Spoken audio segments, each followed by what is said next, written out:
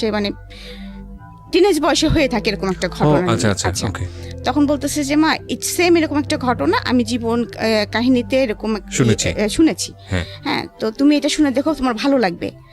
তো ওই যে আমার শুরু হলো নেশা। তো বেশিরভাগ সময় দেখা যাচ্ছে আমি লেখালেখি করার সময় দেখা যাচ্ছে কানের মধ্যে আপনাদের জীবন গল্পগুলো যে কোনো একটা যেটা ভালো লাগে, যেমন গতকাল রাত্রে শুনেছি রিমিটটা। তো ওটা শুনে আমি কিন্তু সত্যি কথা যেটা বলবো, মানে আমি প্রেশারের ওষুধ খাই, প্লাস আমার একটা নার্ভের ওষুধ আছে, তারপরে আমাকে একটা অল্প পারে ঘুমের ওষুধও খেতে হয়, কিন্তু তারপরে ভোর 5টা পর্যন্ত আমি চোখ এক করতে পারিনি। হ্যাঁ, যদি কেউ বলে যে আপনি 38 বছরের বয়স্ক মহিলা হয়ে কেন রিমির গল্পটা আপনাকে এত ইফেক্ট করলো কেন? হ্যাঁ, ওই যে রিমির কান্নাটা, এবং আমি চিন্তা করলাম আমার না কেন জানি যে কোনো কাহিনী শুনলে মনে হয় কি ওইটা মনে হয় আমি হয়ে গেছি, এরকম মনে হয় মাঝে মাঝে আমার মনের মধ্যে। থ্যাংক ইউ সো মাচ, খুব ভালো একটা সূচনা বোধহয় হলো আজকের এই অনুষ্ঠানের। আপনার মেয়ে শোনে তার মানে এই অনুষ্ঠান? হ্যাঁ, আমার 2 মেয়ে শোনে। আচ্ছা, তো আপনার বড় মেয়ে কি করছে? আমার বড় মেয়ে এখন নর্থ সাউথে আর্কিটেকচার ইঞ্জিনিয়ারিং ভর্তি হয়েছে। ও শোনে এই প্রোগ্রামটা? জি, ও শোনে। বিউটিফুল। সো হ্যালো বলে দিলাম আমরা আমাদের এই অনুষ্ঠান থেকে। এবং আপনার ছোট মেয়েটা ক্লাস 9 বা 10 উঠবে। আচ্ছা, তো আজকে এই যে ভদ্রমহিলা যিনি আছেন রিমা, তার জীবন গল্পটা আসলে কি আমরা ধারাবাহিকভাবে আপনাদের সামনে উপস্থাপন করতে যাচ্ছি। এবং আপনি বলুন না, আপনার মতো করেই বলুন, আপনি কোথা থেকে শুরু করতে চান? অ্যাকচুয়ালি আমার শৈশব থেকে আমি শুরু করব। তো শৈশব তো আসলে খুব ছোটকালের কথা কিছু মনে থাকে না কারোর, সেগুলো হচ্ছে সবার বাবা মার কাছ থেকে শুনে তারপরে হয়তো আমাদের বলতে হয় ছোটকালে এরকম করতাম ওরকম করতাম। তো আমার যতদূর থেকে মনে আছে আমি তখন থেকে শুরু করব আর কি। তো আমি যেটা, আমার বাবা ছিলেন রোডসেন হায়ারের ইঞ্জিনিয়ার। আমার বাবারা হচ্ছে 13 ভাই বোন এবং আপন 13 ভাই বোন, মানে একই মায়ের পেটে 13 ভাই বোন? জি। আমার দাদির মোট সন্তান ছিলেন 18 জন, 13 জন বেঁচে ছিলেন লাস্ট পর্যন্ত। আপনার দাদি কি বেঁচে আছেন? জি, আমার দাদি গত 2 বছর হয়েছে মারা গিয়েছে। মাশাআল্লাহ। আমি তো অবশ্যই, এটা আসলে ওই দাদিদের আমলে এটা সম্ভব। আমার মনে হয় না যে বর্তমান আমলে কোনো মেয়ে বা ভদ্রমহিলা যদি কেউ শোনেন তিনি সেন্সলেস হয়ে যেতে পারেন, মানে ওই স্টেজ যাওয়া তো অনেক বড়ের বিষয়। ওকে, বলেন প্লিজ। তো আমার যতটুকু মনে আছে, মানে আমার ছোট ফুপু আর আমি, মানে আমার যেটা 11 নম্বর ফুপু আর কি, মানে আমি এখানে বলতে চাচ্ছি যে আমার ফুপু হচ্ছে 11টা। আচ্ছা। বাবা চাচা 2 জন, মোট 13 জন। আচ্ছা। তো বাবা হচ্ছে একদম 13 ভাই বোনের বড়। ও ওকে, মানে সবার বড়। এই 13 জনের মধ্যে আমার বাবা সবচেয়ে বড়। জি। আর ছোট চাচা হচ্ছে 6 ফুপুর পরে, মানে চাচা বাবার থেকে অনেক ছোট। তো আমাদের শৈশবটা এরকম ছিল যে আমরা যতটুকু শুনেছি যে আমার দাদা ভাই মানে গ্রামের খুব গণ্যমান্য একজন লোক ছিলেন, চেয়ারম্যানও ছিলেন। তিনি খুবই জাঁকজমক বর্ণাঢ্য জীবনযাপন করতেন এবং মোট কথা আমাদের পূর্বপুরুষরা জমিদার ছিলেন। যে এই বাড়িটা এখন আর নেই, তবে তো ওইটার ভগ্নাংশ এখনো আছে, কিন্তু এখন আমরা সব বংশধররা ছড়াই ছিটে গিয়েছি। মানে ওটা কোথায় আছে? এটা কুষ্টিয়া। কুষ্টিয়ার জমিদার ছিলেন আপনার দাদা? আমাদের কুষ্টিয়া জমিদার, মানে আমাদের শহর থেকে একটু ভিতরে। আচ্ছা আচ্ছা, ওকে ওকে। তো যাই হোক, ওইভাবে আমরা সারা জীবনই শুনে এসেছি এবং আমরা এলাকায় গেলে ওরকম সম্মান নিয়েই থেকেছি। দাদা ভাইকেও দেখেছি। আমি দাদা ভাইকে খুব বেশি দেখিনি, 4 বছর বয়সে যতটুকু দেখা যায় আমার মেমোরিতে দাদা ভাই চেহারা খুব বেশি স্পষ্ট না। দাদা যান মারা যাওয়ার পরে তখন বাবা ফিল করেন যে দাদিকে একা বাড়িতে রাখা যাবে না, কারণ আমার ছোট ছোট অনেকগুলা ফুপু টুপু আছে। তো তখন আমার বাবা একদম সবাইকেই নিয়ে আসেন, আর আমার চাচু অনেক আগে থেকেই আমাদের কাছেই থাকতেন। একটা জিনিস আমি বুঝতে পারছি যে আপনার বাবা যেহেতু বড় ছিলেন, আপনার দাদার অ্যাবসেন্সে উনি আসলে সবার অভিভাবক হিসেবে দায়িত্ব পালন করেন। দাদা এবং মা, আমার মাও প্রচন্ড ইফোর্ট দিয়েছে সংসারের পেছনে, সেটা মানে না বললেই নয়। তো বাবা হঠাৎ করে একদিন দেখলাম যে একজন মানে বাসায় হারমোনিয়াম, ডুগি, তবলা এরকম নিয়ে আসে। আমি একটু ইন্টারাপ্ট করছি এখানে, সেটা হচ্ছে যে আপনারা কয় ভাই বোন ছিলেন? ও, আমরা 3 ভাই বোন। 3 ভাই বোন ছিলেন? জি। আপনি বড় সবার? না, আমার ভাই বড়, আমি মেজো, ছোট ভাই। আচ্ছা, তো আপনি যে সময় মেমোরি দিয়ে শুরু করলেন, এটা কত বছর বয়সে আপনার? এটা আমার 4 বছর। 4 বছর বয়সে, মানে স্কুলে তখনও ভর্তি হননি? মানে তখন স্কুলে যাব, সেই বছরই হয়তো স্কুলে ভর্তি। ঠিক আছে, হ্যাঁ বলুন। তারপরে বাবা ডুগি, তবলা, হারমোনিয়াম নিয়ে আসছে, করছে। তা আমরা তো সবাই খুব লাফালাফি করতেছি, কারণ পাশে তো আমি একা না, আমার ছোট ছোট আরো ফুপুরা ছিল। আমি বললাম না যে আমরা সবাই একসঙ্গে থাকতাম। তো বাবা এটা দিয়ে কি হবে, তখন হঠাৎ করে পরের দিন সকালে দেখলাম যে একটা লোক আসতেছে এবং খুব মেলি ভাব আর কি। তো আমরা বুঝতেছি না, তা আমাকে এসে বলতেছে যে এই বাবু এদিকে আসো, মানে এরকম করে আর কি। নাচের শিক্ষকটা একটু এরকম মেলি ভাষায় কথা বলে। তো আমার একটু কেমন লাগতেছে, বাসায় সবাই খুব হাসাহাসি করতেছি এরকম। আবার আমাকে ওই ঘরে যখন বাবা ডেকে নিয়ে গেছে যে আজ থেকে উনি তোমাকে নাচ শেখাবেন, আর আশেপাশ থেকে ফুপু টুপুরা উকি ঝুঁকি দিচ্ছে, মানে ছোট একটা ফ্যামিলিতে যা হয় আর কি, উকি ঝুঁকি দেওয়া কি হচ্ছে ওই ঘরের মধ্যে, এরকম একটা বিষয়। তো যাই হোক, আমি একটু একটু করে নাচ শেখা শুরু করলাম। তারপরে বাবা উনি আসেন, নাচতে আমার ভালোই লাগে, কারণ আমি যেটা শুনেছি আমি নাকি ছোটকাল থেকে মানে অনুকরণ প্রিয় ছিলাম খুব আর কি। মানে যে যেভাবে কথা বলতেছি, যে যেভাবে হাঁটতেছি তার পিস ওইভাবে দুষ্টামি করে হাঁটতেছি এরকম আর কি।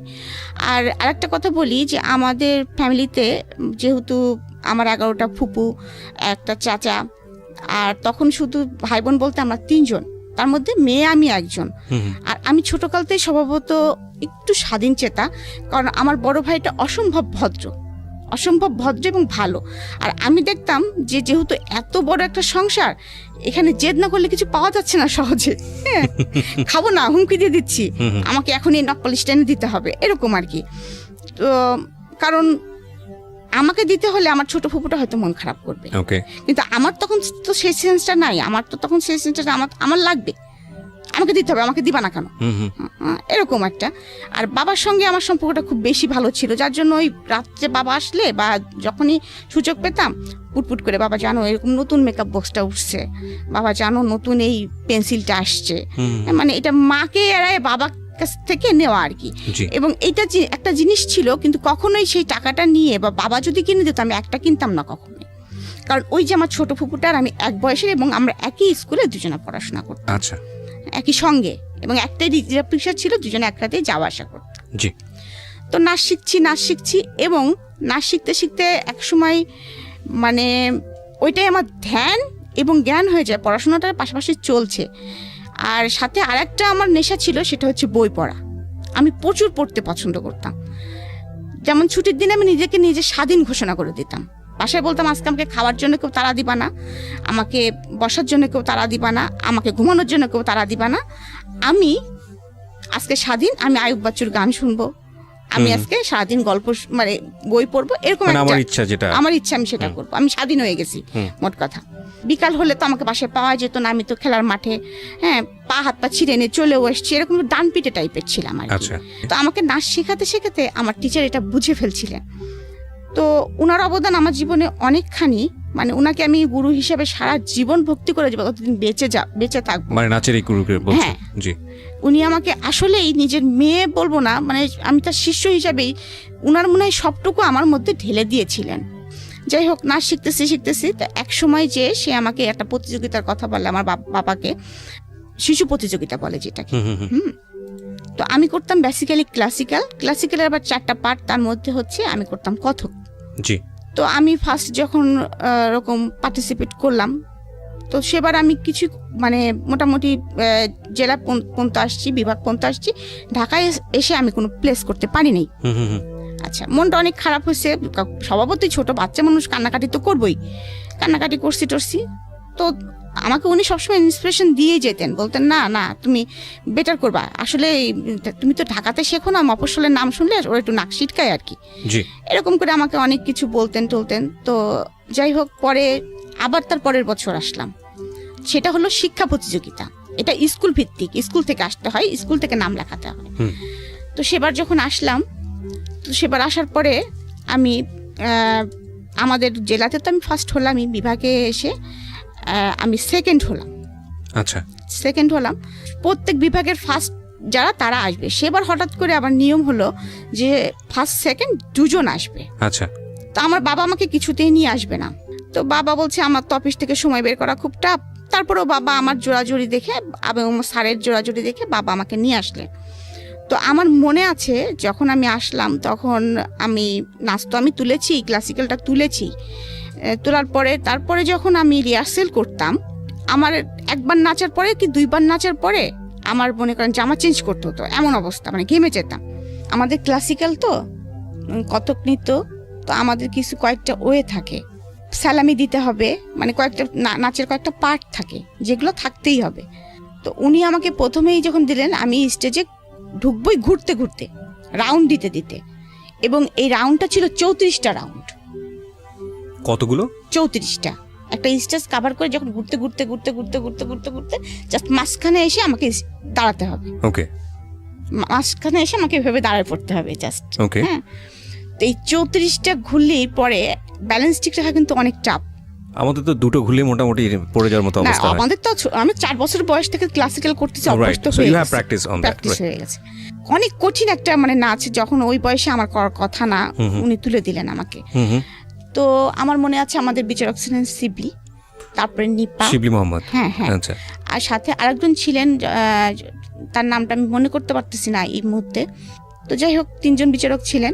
যখন আমি নাচটা শেষ করলাম তখন আমাকে বলল, বাবু তোমার সাথে কে এসেছে? তো আমি বললাম যে আমার সঙ্গে বাবা এসেছে, মা এসেছে। বাবাকে ডাকো। তখন তো আমাদের ক্যাসেট প্লেয়ার ছিল, ক্যাসেট প্লেয়ারের যুগ আর কি। তো আমার বাবাকে ডাকলেন, ডাকার পরে কি বলবো, আমার গুরুজি আর কি বলবো, শিবলি মোহাম্মদ, হ্যাঁ মোহাম্মদ, উনি বললেন ও এত ভালো নেচেছে আর এত সুন্দর পায়ের কাজ, আর সেকেন্ডলি ওর পায়ের কাজ আর ওর হচ্ছে আর্ট। তো আমরা বাধ্য হয়েছি যে মানে নিপাকে বলেছি তুই ওর পা দেখ, আমি ওর আর্ট দেখি। মানে একবারে 2টা জিনিস আমরা ফলো করতে পারিনি। আমার বাবাকে এটা বললেন এবং বাবাকে অনুরোধ করলেন যে আপনি নাচটা ছাড়াবেন না আপনার মেয়েকে। সে তার পাটা খুব মানে ক্লাসিক্যালের জন্য যেটা দরকার, তার পায়ের কাজটা অসাধারণ। ওকে, চমৎকার। আমরা এখান থেকে একটা বিরতি নিতে চাই প্রিয় শ্রোতা। আপনারা শুনছেন মিস্টার ম্যাঙ্গো ক্যান্ডি প্রেজেন্টস জীবন গল্প। আপনারা বুঝতেই পাচ্ছেন যে আজকে রিমার যে জীবন গল্পটা, সেটা খুব হ্যাপি স্টার্টিং এবং খুব চমৎকার একটা ফ্যামিলিতে তার বড় হওয়া। চমৎকার বলছি এই কারণে যে আমাদের আজকের সময়ে এই শহরের জীবনে, অন্তত শহরের জীবনে কিংবা গ্রামীণ জীবনেও বোধহয় খুব একটা যৌথ পরিবার দেখা যায় না, এবং এতটা ভাই বোনের পরিবার খুবই বিরল। যৌথ পরিবারে বড় হওয়ার একটা মজা হচ্ছে যে সুখ দুঃখ আনন্দ ওখানে খুব হইচই করে ভাগাভাগি করা যায়। প্রাইজ দিলেন এবং আমাকে, আমার মনে আছে অনেকগুলি বই দেওয়া হলো। হ্যাঁ, মানে অনেক, মানে কি মিনিমাম 22-23টা, মানে এত বড় একটা বই আমি ছোট মানুষ টেনে আনতে পারছিলাম না। আর আমি একেতেই ছোট মানুষ, আর দেখতে শুনতে তো এমনিই ছোট মানুষ, কারণ আমি লম্বা হই নাই, তারপরে মানে সেই কমপ্লেন খাই নাই, তুই বেড়ে উঠি নাই। হ্যাঁ, তো এরকম একটা অবস্থা। যাই হোক, আরো শুকনা ছিলাম তখন। তো আমি স্টেজ থেকে টেনে আনতে পারতেছি না, এটা খুব একটা হাস্যকর ব্যাপার হয়ে যাচ্ছে সবার কাছে। তো আমার যাই হোক, বাবা আমাকে হেল্প করতেছে, করতেছে। তারপরে তো আমি রূপার মেডেল পেয়েছি, এটাও একটা খুব মানে মজার বিষয়। যখন এলাকাতে গেলাম সম্মাননা হলো। তো এভাবে চলতেছে, আমি নাচ শিখতেছি। তো তখন থেকেই আমার শুরু হয়ে গেল মনের ভিতরে একটা, মানে তখন তো ক্লাস 8-এ 9-এ উঠেছি কেবল, তো তখন তো আমি একটু একটু বুঝি। তখন কিন্তু আমার একটা মানুষের একটা এম থাকে কিন্তু, যে আমি এই লাইন ধরবো, বা আমি ইঞ্জিনিয়ার হব, বা ডাক্তার হব, বা আমি যাই কিছু একটা হব, আমাকে জীবনে তো কিছু একটা হতে হবে। কারণ আমি দেখে এসেছি ছোটকাল থেকে যে আমার ফ্যামিলিতে আমার চাচু এস্টাবলিশড, খুব ভালো পর্যায়ে আছে, সে জয়েন্ট সেক্রেটারি, এখন হচ্ছে অতিরিক্ত সচিব। আচ্ছা। তো তখন প্রথম যখন ম্যাজিস্ট্রেট হিসেবে সে জয়েন করেছিল, তখন প্রশাসন লাইনে ছিল সে। বাবাকে দেখেছি, বাবা ইঞ্জিনিয়ার। তারপরে আরো ফ্যামিলি আনুষঙ্গিক ফুপা টুপো সবাই মোটামুটি একটা নাইস একটা ইয়া। এদিকে কিন্তু একটা বিষয় আমি আপনাদেরকে আর কি অবগত করতে চাচ্ছি, যে আমি নাচ শিখছি বলে খুব স্মুথ ভাবে শিখছি এটাও কিন্তু না। কারণ যতই হোক আমরা Bangali family, conservative family, secondly conservative, secondly যৌথ ফ্যামিলি, তারপরে আরেকটা বিষয় আছে মফস্বলে বাস করি। রাইট, মফস্বলে বাস করি। আর আমাদের যেহেতু যৌথ ফ্যামিলি, সেহেতু মানে 12 রকম মানুষ, 12 রকম মন, 12 রকম কথা। জি। তো এরকম চলতেছে। তো আমার কিন্তু মনের ভিতরে আমার একটা স্বপ্ন, মানে আমার নাচ মানে একটা স্বপ্ন হয়ে গেছে। তো চাচু তখন এই কয়দিনে কি ঘটে গেছে সেটার জন্য চাচু এসে, আর আমার অভ্যাস ছিল চাচুর পিস ঘোরা, আর চাচুর ঘাড়ে চড়ার অভ্যাস ছিল খুব বেশি। তো আমাকে ঘাড়ে চড়ায় চাচু ওই পেটে একটা এরকম করে বলতো রেডিও অন। হ্যাঁ, আর আমার তখন শুরু হয়ে যেত আর কি, বাসায় কদিনে কি হয়েছে জানো যাচ্ছে, এটা হয়েছে এটা হয়েছে। মা বাবাকে ধরে বকা দিয়েছিল, ভাইয়া এরকম দুষ্টামি করেছিল, কি ছোট ফুপু চাচাকে পুরা দিয়ে দিতাম আর কি। তো এরকম একটা মজার লাইফ আমার চলতেছে আর কি, খুবই মজার। মানে আমি আসলে আমার ছোট শৈশবটা মনে হয় এখনো মাঝে মাঝে স্বপ্নে দেখি। তো আমার টিচার আমাকে নাচ শেখাচ্ছেন এবং একদিন আমাকে শাস্তি দিলেন যে তুই যেহেতু এটা 30 বার প্র্যাকটিস করিস নি, তো শাস্তি আজকে সারাদিন তুই নুপুর পরে থাকবি। বললো সারাদিন তুই নুপুর খুলতে পারবি না, খাবি নুপুর পরে, গোসল করবি নুপুর পরে, এবং তোকে 100 বার প্র্যাকটিস করতে হবে। ওকে। কারণ তার আগে আমার নতুন করে একটা প্রোগ্রাম ছিল। ওকে। তো আমিও জেদ হয়ে গেল, ঠিক আছে তাই হবে, হ্যাঁ তুমি আমাকে বকা দিলা, এরকম আমার সবসময় এরকম ছিল, তুমি আমাকে বকা দিলা তো ঠিক আছে। তা মা এত বলছে তুই নুপুর খোলা, আমি না আমি 100 বার প্র্যাকটিস করবো, ওইরকমই মা হয়তো একটু খাওয়াই দিচ্ছে, খাচ্ছি, তারপরে আবার ক্যাসেট ছেড়ে আবার প্র্যাকটিস শুরু করতেছি। এমন হলো সারাদিন নুপুর বেঁধে রাখাতে আমার পা ফুলে গেল। তারপরে তো যাই হোক, পরের দিন যখন আমার টিচার আসছেন, বাবা খুব রেগে গেছেন, তো তুমি এটা কি করছো, আমার মেয়ের পাটা দেখছো তুমি? তা বলে কি আমি মানে উনি তো মেয়েলি ভাষায় কথা বলে, তা বলতেছে ভাইজান আমি তো বলছি কিন্তু ও যে গোসা করে সারাদিন পরে থাকবে আমি তো বুঝতে পারি নাই। তো যাই হোক, কালু মামা বলে যে নিজেই তেল গরম করে আনে, আমার মার কাছ থেকে তেল চায়, নিজে পায়ে মালিশ টালিশ করে। যাই হোক, তারপরে সেবার নতুন করে তো আমি পার্টিসিপেট করলাম এবং আমি 68 মার্ক নিয়ে সেবার আমি 3rd হলাম। আমার সঙ্গে ফার্স্ট হয়েছিলেন শাওন। শাওন মানে হুমায়ুন আহমেদের স্ত্রী শাওন, আমাদের প্রিয় শাওন। ওকে, সো বুঝতেই পারছেন যে আজকের যিনি গেস্ট তার কালচারালি মানে শৈশবে একটা শক্তিশালী ব্যাকগ্রাউন্ড আছে ইনফ্যাক্ট। হ্যাঁ বলেন প্লিজ। তো তখন থেকে আমার মনের ভিতরে ইচ্ছা যে একটার পর একটা যখন অ্যাচিভমেন্ট করতেছি আমি, যে আমার তখন থিম হয়ে গেছে যে আমি নৃত্যশিল্পী হব। আচ্ছা, এবং এটা হতে হলে কি করতে হয় সেটাও আমি জানি, যে মানে বুঝতে পারতেছি, বিভিন্ন জায়গা থেকে শুনতেছি যে ইন্টারমিডিয়েট পাস করব, আমাকে ইন্ডিয়া যে আমি একটা কোর্স করব, বা আমি রবীন্দ্র ভারতী যে ভার্সিটি আছে ওখানে আমি অ্যাডমিট হব, এরকম একটা মনের মধ্যে একটা স্বপ্ন গুছাচ্ছি।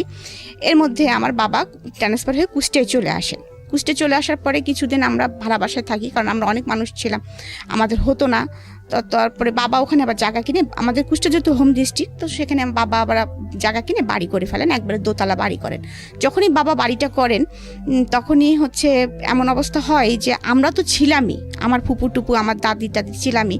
তো গ্রাম সাইডে যেসব ফুপুদের বাড়ি ছিল তাদের ছেলে মেয়েরাও সবাই যারা কলেজে ভর্তি হলো সবাই আমাদের বাসায় এসে উঠার পরে তখন হচ্ছে আমি ক্লাস 10-এ অলরেডি উঠে গেছি। 10-এ ওঠা মানে আমার তখন প্রায় 15 বছর বয়স, একেবারে ছোট না, মানে ছোট না বলতে কি একটু বোঝা শুরু করেছি যে আমি একেবারে ছোট না। আমাদের সিস্টেম ছিল দোতলায় আমরা মেয়েরা থাকতাম আর নিচতলায় হচ্ছে সব ছেলেরা থাকতো আর কি। তো বাসা ভর্তি যেহেতু মানুষ এইভাবে চলছে, কিন্তু এখন আমি যেটা বলবো সেটা হচ্ছে যে আমার কৈশোরে পদার্পণ যেটা বলবো আর কি, বয়সন্ধিকালে হচ্ছে যে আমি যে খুব সুন্দর, আমি যে অমক বা আমি তমক, এরকম কমপ্লিমেন্ট কখনো আমাকে ফ্যামিলি থেকে দেওয়া হয়নি কখনো। উল্টো আরো কমপ্লিমেন্ট পেতাম যে শর্ট এর কখনো বিয়েই হবে না, লম্বা হতাম না যেহেতু। আর যেহেতু ওই যে ডান পিঠের স্বভাবটা ছিল, তার জন্য আমি কিন্তু আমার গায়ের রং কিন্তু 2 ভাগ থেকে চাপা। তো স্কুলে যেতাম যখন, তখন দেখতাম যে কিছু কিছু ছেলেরা সাইকেল নিয়ে পিস পিস যাচ্ছে, তো মজাই লাগতো আর কি, মজা লাগতো কি রে এই ছেলেটা পিস পিস আসে কেন। আবার এমনও আছে কোনোদিন এসে হয়তো বলেও দিতাম বাসায় যে ভাই জানিস যাচ্ছিলাম আমাদের পাড়ার অমুক ছেলেকে দেখলাম, মানে ফুপাতো ভাই তো মেলাগুলায় বাসায়, আমার ভাইকেও বলতেছি, আমার ফুপাতো ভাইদেরকে বলতেছি যে তারা আবার কি করছে, দেখা যায় যে তাকে যে শাসায় থুয়ে আসছে, তুই আমার বোনের পিস পিস গেছিস কেন। এটা হয়তো আমি জানিও না বা আমার বাবাও জানে না। তো এইভাবে চলতেছে। যাই হোক, ওই সময় আমার তখনও স্ট্যান্ড বাই 2 ফুপুর বিয়ে হয় নাই। তো আমাকে নিয়ে প্রচন্ড ঝামেলা শুরু হলো, মানে আপনার পিছনে এরকম ভাবে? হ্যাঁ, আমার পিছনে এ পাড়ার ছেলে লেগে গেল, ও পাড়ার ছেলে লেগে গেল, কেউ মানে বাসায় ফোন করে, কেউ ডিস্টার্ব করে, মানে স্কুলে তো ডিস্টার্ব করে, চিঠিপত্র তো দেয়। আর আমি আবার এখানে একটা বোকামি, এখন মনে হয় যে বোকামি করেছি, যে আমি আবার তাদেরকে পিটাইতাম। মানে বললো রাস্তার মধ্যে একটা প্রস্তাব দিল, এই চিঠিটা নাও, আমি জুতা পিটা করে চলে আসছি, দেখা যাচ্ছে যে বদমাইশ তোর চিঠি নেবো কিসের জন্য। হ্যাঁ, তারপরে দেখা যাচ্ছে আবার বাসায় এসে আবার নালিশ করলাম, আমার ভাইরা যে আবার তাদেরকে পিটুনি দিল, আবার এই পাড়ার ছেলে হলো ও পাড়ার ছেলের সাথে মারামারি লেগে গেল, মানে এরকম মানে সিচুয়েশনটা তৈরি হয়ে গেল। অনেক সময় ফোন করে বাবাকে হুমকি দিত যে আপনার মেয়েকে তুলে নিয়ে যাও, কি করবেন দেখি, ও যে আমাদের পিটাইলো মারাইলো, হ্যাঁ আপনার যে কাজটা করলেন বাবা হয়তো জানেও না। সেকেন্ডলি আর একটা বিষয় লক্ষ্য করা গেল ফ্যামিলিতে, সেটা হচ্ছে এখন বুঝি যে আমি যেহেতু খুব আদরের ছিলাম, একটা মেয়ে ছিলাম, তো আমার বাবা চাচার মিলে আমি একটা মেয়ে, এবং এভাবে মানুষ হচ্ছে দেখে হয়তো বা আমার কিছু কিছু ফুপুদের মধ্যে গ্রো করা শুরু করলো। তাদের তো সবার ছেলে আছে, আমাদের বাসায় লেখাপড়া করে, কারোর সঙ্গে বাইচান্স যদি আমার কোনো ভাব হয়ে যায় তাহলে তো বাবা না করতে পারবে না। ওকে, আমরা এরকম একটা কমপ্লেক্স সিচুয়েশন থেকে একটা ছোট্ট বিরতি নিতে চাই প্রিয় শ্রোতা, সেকেন্ড বারের মতো। আপনারা শুনছেন মিস্টার ম্যাঙ্গো ক্যান্ডি প্রেজেন্স জীবন গল্প, আমি আরজি কিবরিয়া আপনার সঙ্গে রয়েছি। প্রিয় শ্রোতা, আপনাদের সবার জন্য একটা বিশেষ সেগমেন্ট যুক্ত হলো আজকে থেকে মিস্টার ম্যাঙ্গো ক্যান্ডি প্রেজেন্স জীবন গল্পে। সেটা হচ্ছে এখন থেকে অনুষ্ঠান চলাকালীন সময়ে আমি আপনাদের সঙ্গে ইউটিউবে চ্যাট করব, এবং সেটা হবে আমার ইউটিউব চ্যানেলে। যারা এই মুহূর্তে আমাকে শুনতে পাচ্ছেন ঠিক রাত 12টায়, আমি আবারও বলছি ঠিক রাত 12টায় আমার চ্যানেল থেকে এই আজকের অনুষ্ঠানের ভিডিও ফুটেজ ওখানে প্রিমিয়ার করা হবে, এবং সেটা হবে লাইভ আকারে। সো আপনারা যারা আমাদের এই অনুষ্ঠানে শুনছেন, যারা সরাসরি গেস্টের সঙ্গে কথা বলতে চান কিংবা আমার সঙ্গে কথা বলতে চান, চলে আসুন আমার ইউটিউব চ্যানেলে। অনুষ্ঠান চলাকালীন সময়ে আমি আপনাদের যত রকমের কোয়ারি আছে, যা রকমের মন্তব্য আছে, সব কিছু পড়বো এবং আমি রিপ্লাই দিব ওখানে।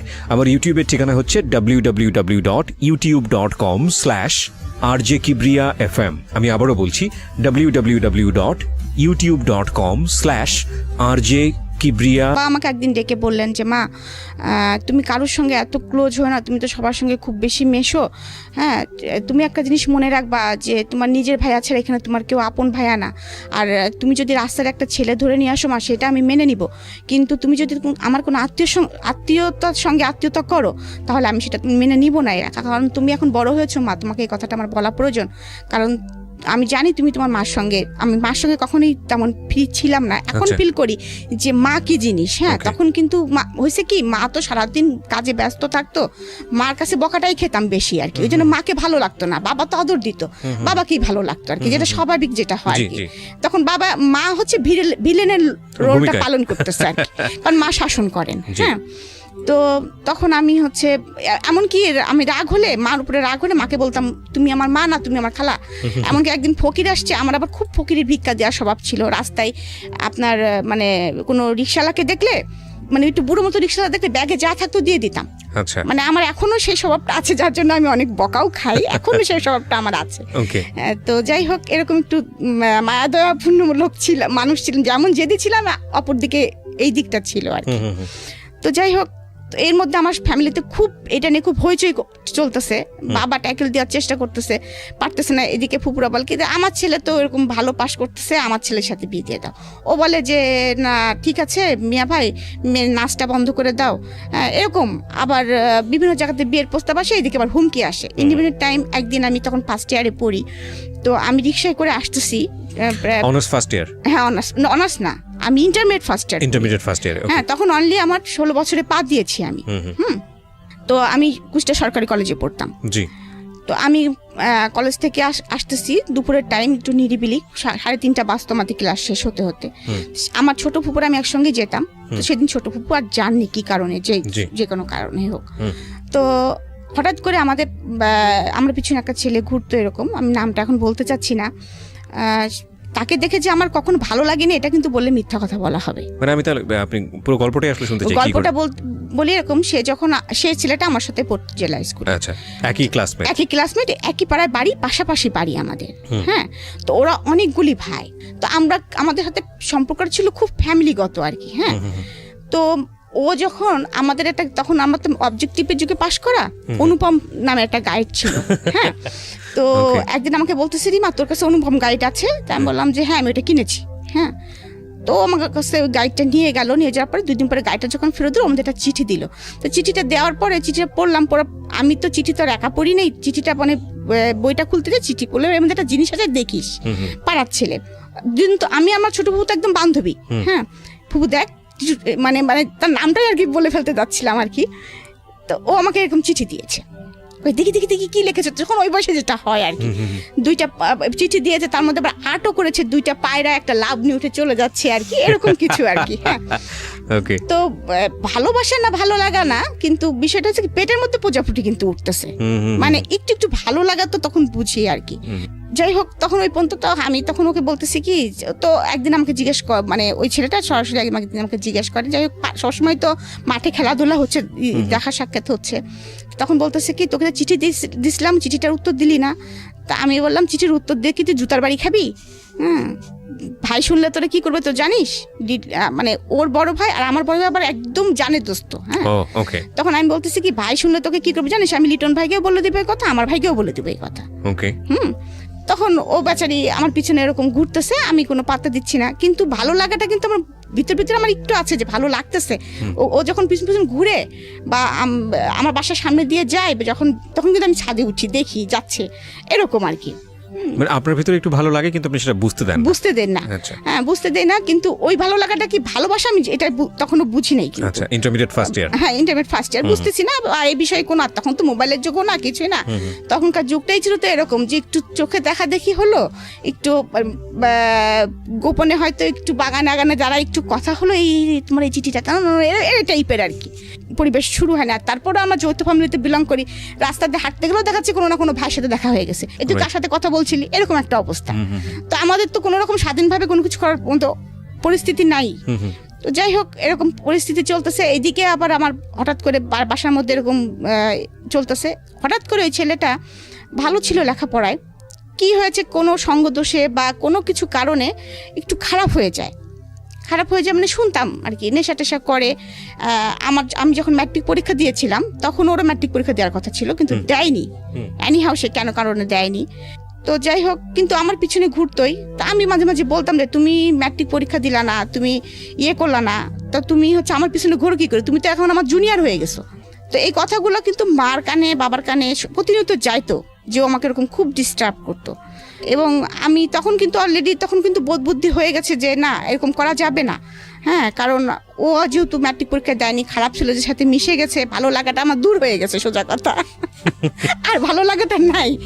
তো তখন একদিন আমার মা ওকে যে বলতেছে যে তুমি যে ওকে ওরকম হুমকি দামকি দিচ্ছ, তুমি কি জানো বাবা, তুমি যে এমনি তোমাদের সাথে আমাদের খুব ভালো একটা সম্পর্ক, সেকেন্ডলি তোমার সাথে আমার মেয়ে বেঁধে তুমি কি পারবা, তুমি ওর থেকে ছোট ক্লাস, তুমি লেখাপড়া করনি, তারপরে তুমি যে মস্তানি হস্তানি করে বেড়াও, আর আমার মেয়ে জুতা কয়টা আর কতগুলো জামা তুমি জানো, ও কতগুলো জুতা পরে, কতগুলো জামা পরে, ও কোনো জামার সাথে ম্যাচিং করে ছাড়া জুতা স্যান্ডেল জামা পরে না, তুমি তো এগুলো পারবা না বাবা, তুমি খালি খামাখাওকে কেন ডিস্টার্ব করতেছো, ও তুমি অ্যাফোর্ড করতে পারবা না। যাই হোক, আমার মা এই ডায়লগটা মনে হয় সবাইকেই দিতেন, যে ফোন করতো তাকেই মনে হয় ডায়লগটা দিতেন। এটা একটা মজার বিষয় যে আমার জুতার খরচ কেউ অ্যাফোর্ড করতে পারবে না। হ্যাঁ, কারণ আমার জুতার প্রতি খুব দুর্বলতা ছিল, আমি প্রচুর জুতা কিনতাম। যাই হোক, তো এরকম একটা পরিস্থিতি, কলেজ থেকে আসতেছি আমি, আসার পরে আপনাকে কি বলবো আর কি, হঠাৎ করে কয়েকটা ছেলে আমার রিক্সাটা ঘিরে ধরে, মানে আমি যেটা একদম অপ্রস্তুত ছিলাম, এবং পরে দেখি ও আছে সাথে। তো অনেক কথা কাটাকাটি হচ্ছে ওর সাথে আমার, ও বলতেছে তুই এখনই যাবি আমার সাথে, তোকে আমি এখনই বিয়ে করবো, তুলে নিয়ে যাই বিয়ে করবো, দেখি কার ক্ষমতা কে ঠেকায়। আমি বলছি কেন তোমার সঙ্গে আমি যাবো, তুমি কেন আমাকে বিয়ে করবা, আর তুলে নিয়ে বিয়ে করার কেস, তোমার বিয়ে করতে হলে আমার বাসায় আসো, খালাম্মাকে বলো। হ্যাঁ, এরকম বলতেছি যে, আর আমি তো এখন বিয়ে করবোই না, অসম্ভব, আমার সামনে ইন্টারমিডিয়েট পরীক্ষা, আমার একটা লাইফ পড়ে আসে, আমি তখন বিয়ে করবোই না, তুমি তো বললে হবে না, আর আমি তো তোমাকে কোনোদিনও বলিনি যে আমি তোমাকে ভালোবাসি বা এরকম, তুমি আমাকে বলেছো, আমি কিছুই বলিনি তোমাকে, তুমি তো আমাকে ভেবে ফোর্স করতে পারো না। তো ওর সঙ্গে আমার খুব মানে কথা কাটাকাটি হচ্ছে। এর মধ্যেই ও দেখি কি পিছন থেকে একটা পিস্তল বের করে ফেলছে। এখন ওইটা অরিজিনাল কি নকল আমি আই ডোন্ট নো, আমি তখন তো চিনি না পিস্তল। ওইটা আমার সরাসরি মাথায় ঠাকাই বলতেছে, হয় আজকে তুই মরবি, নাহলে আমি মরবো, যে কোনো একজন মরবে। মানে সেই একদম বাংলা সিনেমা মোটামুটি আর কি, যদিও বাংলা সিনেমা, কিন্তু তবু ওইটা আমি মানে রিয়েলাইজ করতে পারতেছি যে আমি কি মুভমেন্টে আছি। যাই হোক, ওরকম যখন রাস্তার মধ্যে বার বিতর্কটা চলতেছে, তখন আমাদের মানে আশেপাশে যায় না কিছু ছেলে পেলে, ওরা দেখছে যে আপুর সাথে এরকম হচ্ছে। তো তারপরে এরকম ওরা আবার আমাদের বাসায় চিনতো, আমাদের বাসায় যে খবর দিয়েছে, বলছে রিমা আপুকে কতগুলো ছেলে এরকম পিস্তল ধরছে এবং তাকে কোথায় যেন নিয়ে যাচ্ছে। তো এই কথা শোনার পরে সঙ্গে সঙ্গে মা তো ভাইয়াকে বলছে, বাসায় হইচই পড়ে গেছে, বাবা বাসায় ছিলেন না। কথা প্রসঙ্গে মা কিন্তু বুঝতে পারছে এটা টিটুরি কাজ হতে পারে। তো মা সঙ্গে সঙ্গে আমার বড় ভাই এবং লিটন মানে বড় ভাই দুজনে বলছে দেখি কোথায় আছে, দাঁড়ান বাকলাম, আপনি টেনশন করেন না, ওরা এত সাহস হয়নি যে এরকম করবে। আর ও কি করেছে, আমাকে নিয়ে যে আমাদের কুষ্টিয়ার একটা বাঁধ আছে, বেরি বাঁধ, আমরা রেণুকের বাঁধ বলি, ওখানে নিয়ে যে আমাকে বসিয়ে রেখেছে যে তোকে আমাকে বিয়ে করতে হবে। তা আমি বললাম কি বাঁধের মধ্যে এসে আমি কি বিয়ে করবো নাকি, তুই আমার এখানে বসায় রাখছিস কি জন্য, হয় হ্যাঁ। তো বলতেছে না, আমার বন্ধুরা গেছে কাজী ডাকতে, আমাকে যেখানে যেতে বলবো ওখানে যাবো, তোর সাথে আমি বিয়ে করবো আজকে। তা আমি চুপচাপ বসে আছি, হাসতেছি মনে মনে, কারণ আমি জানি যে এটা হয়তো বা কখনোই ও পারবে না, কারণ আমার বড় ভাই আছে এবং তার বড় ভাই যেটা আছে শুনলোকে মেরেই ফেলবে, যত মস্তানি হোক না কেন ফ্যামিলিকে একটু সবাই ভয় পায়। তো আমি ওই আধা ঘন্টা মতো এরকম আমাকে বসিয়ে রেখেছে, আমি বসে আছি, কলেজ ড্রেস পরাই ওরকম জামা কাপড় পরাই বসে আছি। তো এর মধ্যে তো ওর ফ্রেন্ড সার্কেল দিয়ে আমার ভাইরা বের করে ফেলেছে যে রিমাকে নিয়ে কোথায় গিয়েছে তোরা একটু আমাদেরকে বল। বড় ভাইরা বললে তো অনেক সময় ছোট ছোট ভাইরা না বলতে পারে না, তখন অনেকেই বলে দিয়ে ফ্রেন্ড সার্কেলে, ওদের ফ্রেন্ড সার্কেলের মধ্যে বলছে যে হ্যাঁ এরকম একটা প্ল্যান করতেছিল, আজকে রিমাকে ধরবে যদি সুযোগ পায়। তো ওকে মনে হয় যত সম্ভব রেণুক বাঁধে নিয়ে গিয়েছে, ওখানে মনে হয় বাঁধের বোধে মানে নদীর পাশেই বসে আছে মনে হয়। হ্যাঁ, ওকে রাজি করানোর চেষ্টা চলছে। আসলে ভাই এরকম কিছু না, ও যদি চাপে পড়ে হ্যাঁ করে দেয়, মানে এরকম একটা কিছু বলছে আর কি। তো আমার ভাই এবং সেই ওর বড় ভাইও, আমি দূরে থেকে দেখতেছি ওরা হেঁটে আসতেছে। তো আমি তো একদম তখন আরও রিল্যাক্স হয়ে গেছি যে ভাইরা তো আসতেছেই। আর ওরা ওদের ভাইদের দেখে পিছন থেকে পিস্তল তখন আর কোনো নাই, তখন পিস্তল সহকারে যার যার মতো সে পাশে দৌড় মারছে আর কি। 2-3টা ফ্রেন্ড ছিল, সে ছিল, তখন আর তার ফুটানি শেষ। যাই হোক, তখন থেকে আমাকে নিয়ে গেল বাসায় নিয়ে যাওয়ার পরে আরো পরিস্থিতি খারাপ হয়ে গেল। বাবার মাথার মধ্যে এই জিনিসটা গেঁথে গেল। হ্যাঁ, একদম গেঁথে গেল। মানে মা তো প্রচন্ড ভীতু হয়ে গেলেন, না জানি এরকম অ্যাক্সিডেন্ট আর একদিন হলে কি হবে। আজকে এই পাশের বাড়ির ছেলে করেছে, আর এক পাড়ার ছেলে করলে কি হবে, আর এক পাড়ার ছেলে কি হলে কি হবে, আমি মেয়েটাকে কিভাবে কি করবো, মান সম্মান। এইদিকে ফ্যামিলিতেও কারোর সাথে যদি আমার মেয়ের সম্পর্কে জড়া যায় তাহলেও আমার প্রবলেম। সবার কথা হচ্ছে রাজ্য সহ রাজকন্যা, আমার মেয়েটাকে কতটুকু তারা ভালো করবে আমি জানি না, হয়তো বা আমার সম্পত্তির দিকেই আসবে। এরকম বাসার মধ্যে বাবা মা খুব দ্বিধা এবং দ্বন্দ্বের মধ্যে আছেন, খুব সমস্যার মধ্যে আছেন। মানে তারা আমাকে নিয়ে, আমি এখন ফিল করি, তখন তো অত কিছু মেশরা জানতাম না যে কেন আমাকে বিয়ে দেওয়া হচ্ছে, কি বৃত্তান্ত। এর মধ্যে হঠাৎ করে আমার কলেজ থেকে দেখে আমার বাসায় বিয়ের প্রস্তাব পাঠানো হয়। তো আমার বাবা তখন খুব টেনশন করতেছেন, মা খুব টেনশন করতেছেন, এখন সলিউশন কি। এই টাইমে তোমার নাচটাও বন্ধ হয়ে গেছে। আমি কিন্তু মানসিকভাবে তখন কিন্তু খুবই মানে খারাপ পরিস্থিতির মধ্যে দিয়ে যাচ্ছি, কারণ আমাকে বাসা থেকে বেরোতে দেওয়া হচ্ছে না ওই কারণের পরে। সেকেন্ডলি আমার নাচটা বন্ধ হয়ে গেছে, যেটা আমার অ্যাম্বিশন। মোট কথা যে আমার প্রথম ভালোবাসা, my first love is my নাচ, সেটা আমার বন্ধ হয়ে গেছে, যেটা আমার ধ্যান জ্ঞান যেটাই বলেন। মানে আমার তখন মানসিক পরিস্থিতি খুব খারাপ, একটুতেই চিল্লাপাল্লা করি, বাসায় হইচই করি, মানে অনেক কিছু। তো একদিন এরকম বাবা মাও খুব চিন্তিত এরকম হঠাৎ করে। তো আমি একদিন বলতেছি কি যে বাবা, এইসব থেকে বেরোনো যায় কি করে, তুমি আমাকে অন্য কোথাও পাঠা দিতে পারো না এই শহর থেকে, আমার না ভালো লাগে না, বাসার মধ্যে বন্দি জীবন ভালো লাগে না, আমার নাচ বন্ধ হয়ে গেছে, তুমি কি পারো না আমাকে কোথাও একটু মানে নিয়ে যেতে বাবা, আমার আসলে খুব খারাপ লাগে, আমার নাচতে ইচ্ছে করে। মানে বাসার মধ্যে আমি তখনও কিন্তু নাচি, মাঝে মাঝে মন খারাপ হলে নাচি, কিন্তু আমি তো আর সেভাবে বাইরে পারফর্ম করতে পারছি না। আমি ঢাকায় আসতে পারতাম না, আমার দেখা যাচ্ছে মাসে একটা করে প্রোগ্রাম থাকতো, কোনো সময় 3 মাস পরে একটা করে প্রোগ্রাম থাকতো। তো আমি তো আর ঢাকায় আসতে পারতেছি না, আমাকে বাসা থেকে বেরোতে দিচ্ছে না, এদিকে লেখাপড়াটা আমার হচ্ছে না ঠিক মতো। কি বলবো, তখন অনেকটাই মানসিক অবস্থা এমন ভেঙে গেছে, মানে আমি বলতে পারবো না, মানে আপনাদেরকে বোঝাতে পারবো না যে আমি মানে একটা মানে হিংস্র মানুষ থাকে না, মানুষ পাগল মানুষ থাকে না, কিছু খাওয়া নেই দাওয়া নেই, খাচ্ছি না দাচ্ছি না, কেউ কিছু বললেই ছুঁড়ে মারতেছি। এমনও হয়েছে যে আমার হাতে যে কাটা আছে, ব্লেড দিয়ে হাতও কেটে ফেলছি। বাবাও আসলে পারতেছে না কিছু করতে, বাবাও অনেক সময় কান্না করতেছে, মাও কান্না করতেছে, এরকম পরিস্থিতি বাসায়। তো এর মধ্যে কলেজে একদিন আস্তে আস্তে একটু হওয়ার পরে তো আমার ভাইরা আমাকে সাথে করে নিয়ে যেত আর সাথে করে নিয়ে আসতো, যে কোনো একজন ভাই আমার সঙ্গে থাকতো। প্রিয় শ্রোতা, আমরা এই জায়গাটা একটা বিরতি নেব। চিন্তা করে দেখুন, একটা মেয়ে আমাদের সমাজে বড় হচ্ছে, সে যে শ্রেণীরই হোক না কেন, উনি যেই সোসাইটিতে বিলং করতেন, ওনার যে সার্কামস্ট্যান্সেস, যৌথ পরিবার, এবং যৌথ পরিবারের এরকম একটা মেয়ের দিকে এভাবে হাত বাড়ানো, এটা রিয়েলি টাফ। এবং খুব স্বাভাবিকভাবেই তার ব্যাকআপটা অনেক শক্তিশালী। তার বাবা রোডসান হাইওয়েতে, তার এক চাচা সেই মুহূর্তে government officer, first class gazetted officer. সুতরাং সেই দিক থেকে কিন্তু তার একটা অনেক বড় ব্যাকআপ আছে, এবং তার যে কালচারাল ব্যাকগ্রাউন্ড, সেখানেও সে অত্যন্ত মানসিকভাবে শক্তিশালী একজন মেয়ে হিসেবে বড় হয়ে উঠছে। কিন্তু তারপরও আমরা আমাদের সামাজিকতার কথা চিন্তা করে একটা পরিবার যখন এই ধরনের একটা ঘটনা ঘটে কতটা ইনসিকিউর মনে করি এরকম একটা ঘটনাকে।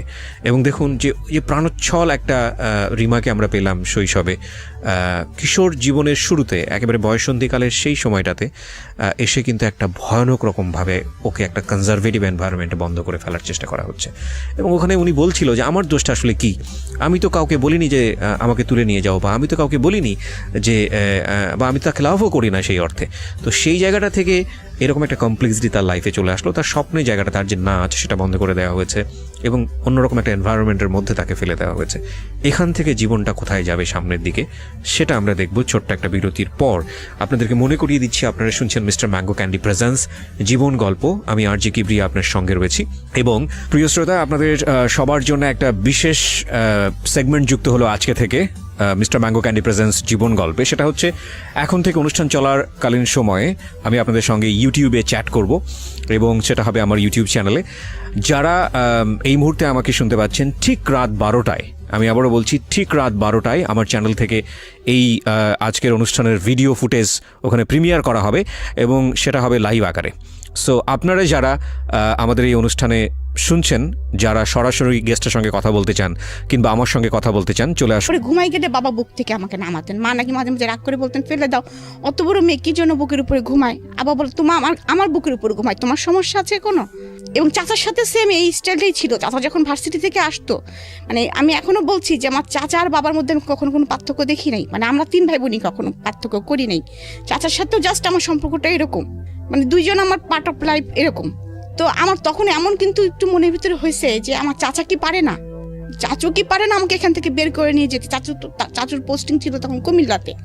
ইভেন আমি চাচুকে বলেছি, চাচু তুমি আমাকে নিয়ে যেতে পারো না, তোমার ওখানে গেলেও তো আমার এত ঝামেলা হয় না, তুমি তো একটা ভালো ইসের মধ্যে বিলং করো, আমাকে তো কেউ ডিস্টার্ব করতে পারে না, আমি তো নাচটা কন্টিনিউ করতে পারি, কুমিল্লা থেকে ঢাকা তো অনেক কাছে। জানি না কি অজানা কারণে আমার চাচু করে রেসপন্স করে নাই, মন খারাপ করছে, কারণছে মা তুমি পড়াশোনা করো, মন খারাপ করো না, এরকম অনেক কথাই বলেছে। কিন্তু আমার মামারা, আমার আবার 2 মামা আর আমার মা একা, আমার মা বড়। আমরা আবার ছোটকাল থেকে দেখেছি বাবা মানে আমাদের ফ্যামিলি আর মামাদের ফ্যামিলি মনে হয়েছে এক। আমরা মানে অনেক বড় হওয়ার পরে বুঝছি যে মামার ফ্যামিলি আর চাচাদের ফ্যামিলি আলাদা, মানে এটা হয় আর কি। আমরা মনে করতাম যে একই। তো এরকম একটা পরিস্থিতিতে যাচ্ছে, কিন্তু মামারা কিন্তু চায়নি যে, বড় মামা কিন্তু বলেছে যে বু তুমি যদি না পারো মেয়ে আমার কাছে দিয়ে দাও, কারণ আমার বড় মামা তখন খুলনাতে থাকতেন। এরকম পরিস্থিতি চলতেছে, কিন্তু বাবা আমাকে কারোর কাছে দিতে রাজি না, কারণ আমার মানসিক অবস্থা তখন যেরকম, কারণ আমার ওই মানসিক অবস্থাটা তখন অনেকে হয়তো টেক কেয়ার করতে পারবে কি না, কখন কি অ্যাক্সিডেন্ট করে ফেলি, মানে এটা আমার বাবা বুঝতে পারতেছে না। তো এর মাঝে আমি অ্যাক্সিডেন্ট একটা করিও, সেটা হচ্ছে, তো আমার মনে আছে আমার কাছে 700 টাকা ছিল, আমার কাছে সবসময় টাকা পয়সা থাকতো আর কি, এটা একটা বিষয় ছিল তখনকার সময়। 700 টাকা মানে বেশ কিছু টাকা আর কি। তো আমার কাছে 700 টাকা আছে, আমার পরা আছে একটা লং স্কার্ট আর একটা টি শার্ট, রাত্রে যেটা আমি পরে ঘুমাই। ঘুম থেকে উঠে তখনও বাসায় কেউ কেউ উঠেছে, কেউ কেউ ওঠেনি। তো আমাদের বাসার নিচে একজন দারোয়ান থাকতেন এবং একজন নাইট গার্ড থাকতেন। তা আমি আমাদের আবার বাসাটা অনেক পিছনে, সামনে অনেক বড় লবি এবং সামনে খুব বড় একটা গেট, ওইটা পার হয়ে তারপরে যেতে হয় রাস্তায় আর কি। কাউকে কিছু বলতেছি না, আমি একাই সকালবেলা ঘুম থেকে উঠে ওই 700 টাকা হাতের মধ্যে নিয়েছি, কোনো পার্সও না, এবং ওই নাইট ড্রেস পরার মতো অবস্থায় আছি। ওই অবস্থায় আমি সোজা হাঁটা ধরছি, কোথায় যাব আমি নিজেও জানি না। আমার মনে হয়েছে আমার একটু বুক ভরে নিঃশ্বাস নিতে হবে, আমাকে একটু বাঁচতে হবে, আমার ভালো লাগছে না, আমি কোথায় যাব নিজেও বুঝতেছি না। কিন্তু কারণ আমার তো তেমন কেউ নাইও, আমার কারোর সাথে তেমন কোনো ফ্রেন্ডশিপ নেই, বা মানে ফ্রেন্ডশিপ আছে কিন্তু ওরকম আস্থা করা যায় এরকম কাউকে সেরকম কেউ নাই। যারা আছে সবাই ফ্যামিলি মেম্বার, আমার ফুপু, আমার ভাইরা, এরকম ফ্যামিলির ভিতরে আমাদের যত মেশা। বান্ধবী কিছু আছে, তাদের বাসায় যাইটাই, কিন্তু তাদের কথা তখন মাথায় আসে নাই আর কি। আমার মনে হয়েছে কি যে ঢাকায় আমি নাচি না, আমি ওখানে গেলেই মনে হয় কিছু একটা করতে পারবো, এই চিন্তা করে বাস স্ট্যান্ডে চলে গেছি। বাস স্ট্যান্ডে চলে যাওয়ার পরে আমি ওখান থেকে একটা বাসে উঠে পড়ছি, যে বাসটা ঢাকায় যায় এটা শুনছি আমি। তো আমার তো রাত্রেও মনে হয় আমি কিছু খেয়েছিলাম না, সকালেও আমার খাওয়া দাওয়া কিছু নাই। আর তখন তো বাসে আসতে অনেক মানে হাঙ্গামা হতো আর কি, মানে ওই ফেরি পার্কটার অনেক ঝামেলা। তা আমার পাশে যে লোকটা বসে আছে, আমি কিন্তু কয়েকবার বমি করেছি এর মাঝে, বাসের মধ্যে কয়েকবার বমি করেছি, উনি আমাকে পলিথিন কিনে দেন। আমার কিন্তু অত কিছু মনে নেই। তারপর ঢাকা গাবতলীতে যখন এসে থামছি, তখন কিন্তু আমার মনে হচ্ছে যে আমি কোথায় যাব, ঢাকাও তো কাউকে চিনি না, যাব কোথায়? হঠাৎ করে আমার মনে হলো যে আমি যখন ঢাকায় যে প্রতিযোগিতাগুলো করতে আসতাম, তখন আমি যে মামার বাড়িতে উঠতাম, তার বাসা হচ্ছে গ্রিন রোডে ছিল। আমি একটা সিএনজিকে জিজ্ঞেস করতেছি, আপনি কি গ্রিন রোডে যাবেন? তো বলছে যে হ্যাঁ যাব। তো উনি আমাকে যে ভাড়াটা চাই আমি সে ভাড়াতেই উঠে পড়ি। এবং মানে ওনার বাসায় একদম রাস্তার সাথে, গ্রিন রোডের রাস্তার সাথে ছিল এবং 7 নম্বর রোড, এটা আমার মনে আছে। আমি বলেছিলাম 7 নম্বর রোড। নিয়ে আসার সঙ্গে সঙ্গে আমি বুঝতে পারি যে এটা আমার মামার বাসা। মানে ওখানে অনেকগুলো ফ্ল্যাট, মামার ফ্ল্যাটটা চিনতে পারি। মামার বাসায় যাই। মামি আমাকে দেখে তো একদম হতভম্ব, যে কল্পনাই করতে পারে নাই আমি কোথা থেকে আসবো, একা আসছিস, কি ব্যাপার। তো হয়তো বা তারা বড় মানুষ, বুদ্ধিমান মানুষ, হয়তো বা আমার বাবাকে জানিয়েছে এমন কিছু হয়েছে, বা বাবাও বলেছে যে এরকম অবস্থার মধ্যে যে যাচ্ছে। তো ওখানে একদিন আমি ছিলাম, তারপরে বাবা আবার আমাকে গাড়ি চলে আসে, বাবা আমার সঙ্গে সঙ্গে গাড়িতে করে চলে আসে, এসে আমাকে আবার নিয়ে যায়। নিয়ে যাওয়ার পরে তখন আবার মনে হলো যে আবার কেমন যেন একটা, মানে ওইটাও একটা ভুল করতে যাচ্ছিলাম, যে আমি হারাই যেতাম। তখন মনে হলো আমি বাবা আমাকে ধরে খুব কাঁদছে, তুমি এইভাবে বাসা থেকে কেন বেরোইছো? হ্যাঁ, তোমার যদি একটা অ্যাক্সিডেন্ট হতো, রাস্তার মধ্যে কোনো অঘটন ঘটতে পারতো, তুমি চেনো না, কিছু না, তুমি কেন বেরোইছো? তাহলে তোমাকে তো আমরা কোনোদিনও পেতাম না, তুমি কোথায় যেতা? আমারও তখন আমার মনে হয়েছে, তাই তো আমি কোথায় যেতাম? তখন আমি বলছি, বাবা তুমি একটা কাজ করো, আমি কি বিয়ে দিলে স্বাধীন হব? সবাই তো দেখি বিয়ে দিলে আর কেউ কিছু, কারোর কিছু হয় না, কাউকে কিছু বলে না, অনেক স্বাধীনতা এসে যায়। তো আমি কি বিয়ে, আমাকে তাহলে বিয়ে দিয়ে দাও বাবা।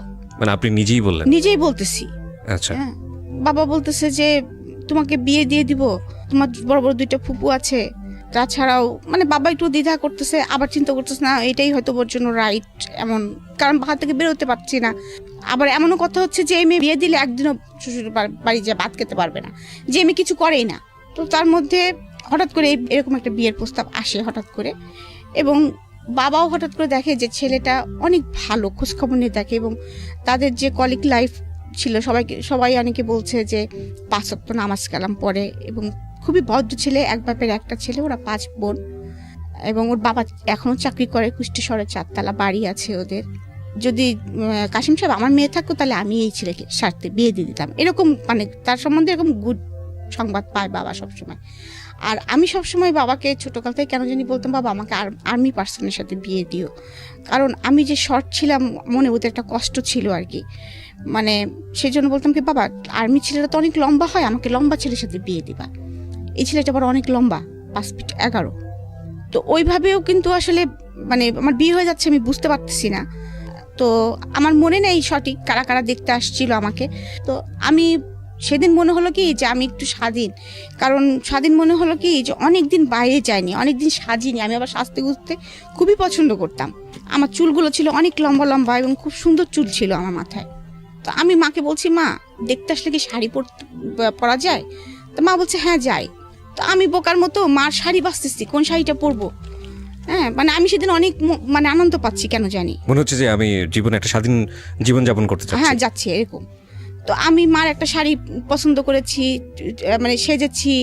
বাবাকে বলেছি, বাবা তুমি নাস্তা কিনতে যাচ্ছ, আমার জন্য পেস্ট্রি নিয়ে এসো। আমি আবার পেস্ট্রি খেতে খুব পছন্দ করতাম। আমার জন্য গোলাপ ফুল নিয়ে এসো, আমি কিন্তু মাথায় গোলাপ পরবো, এরকম।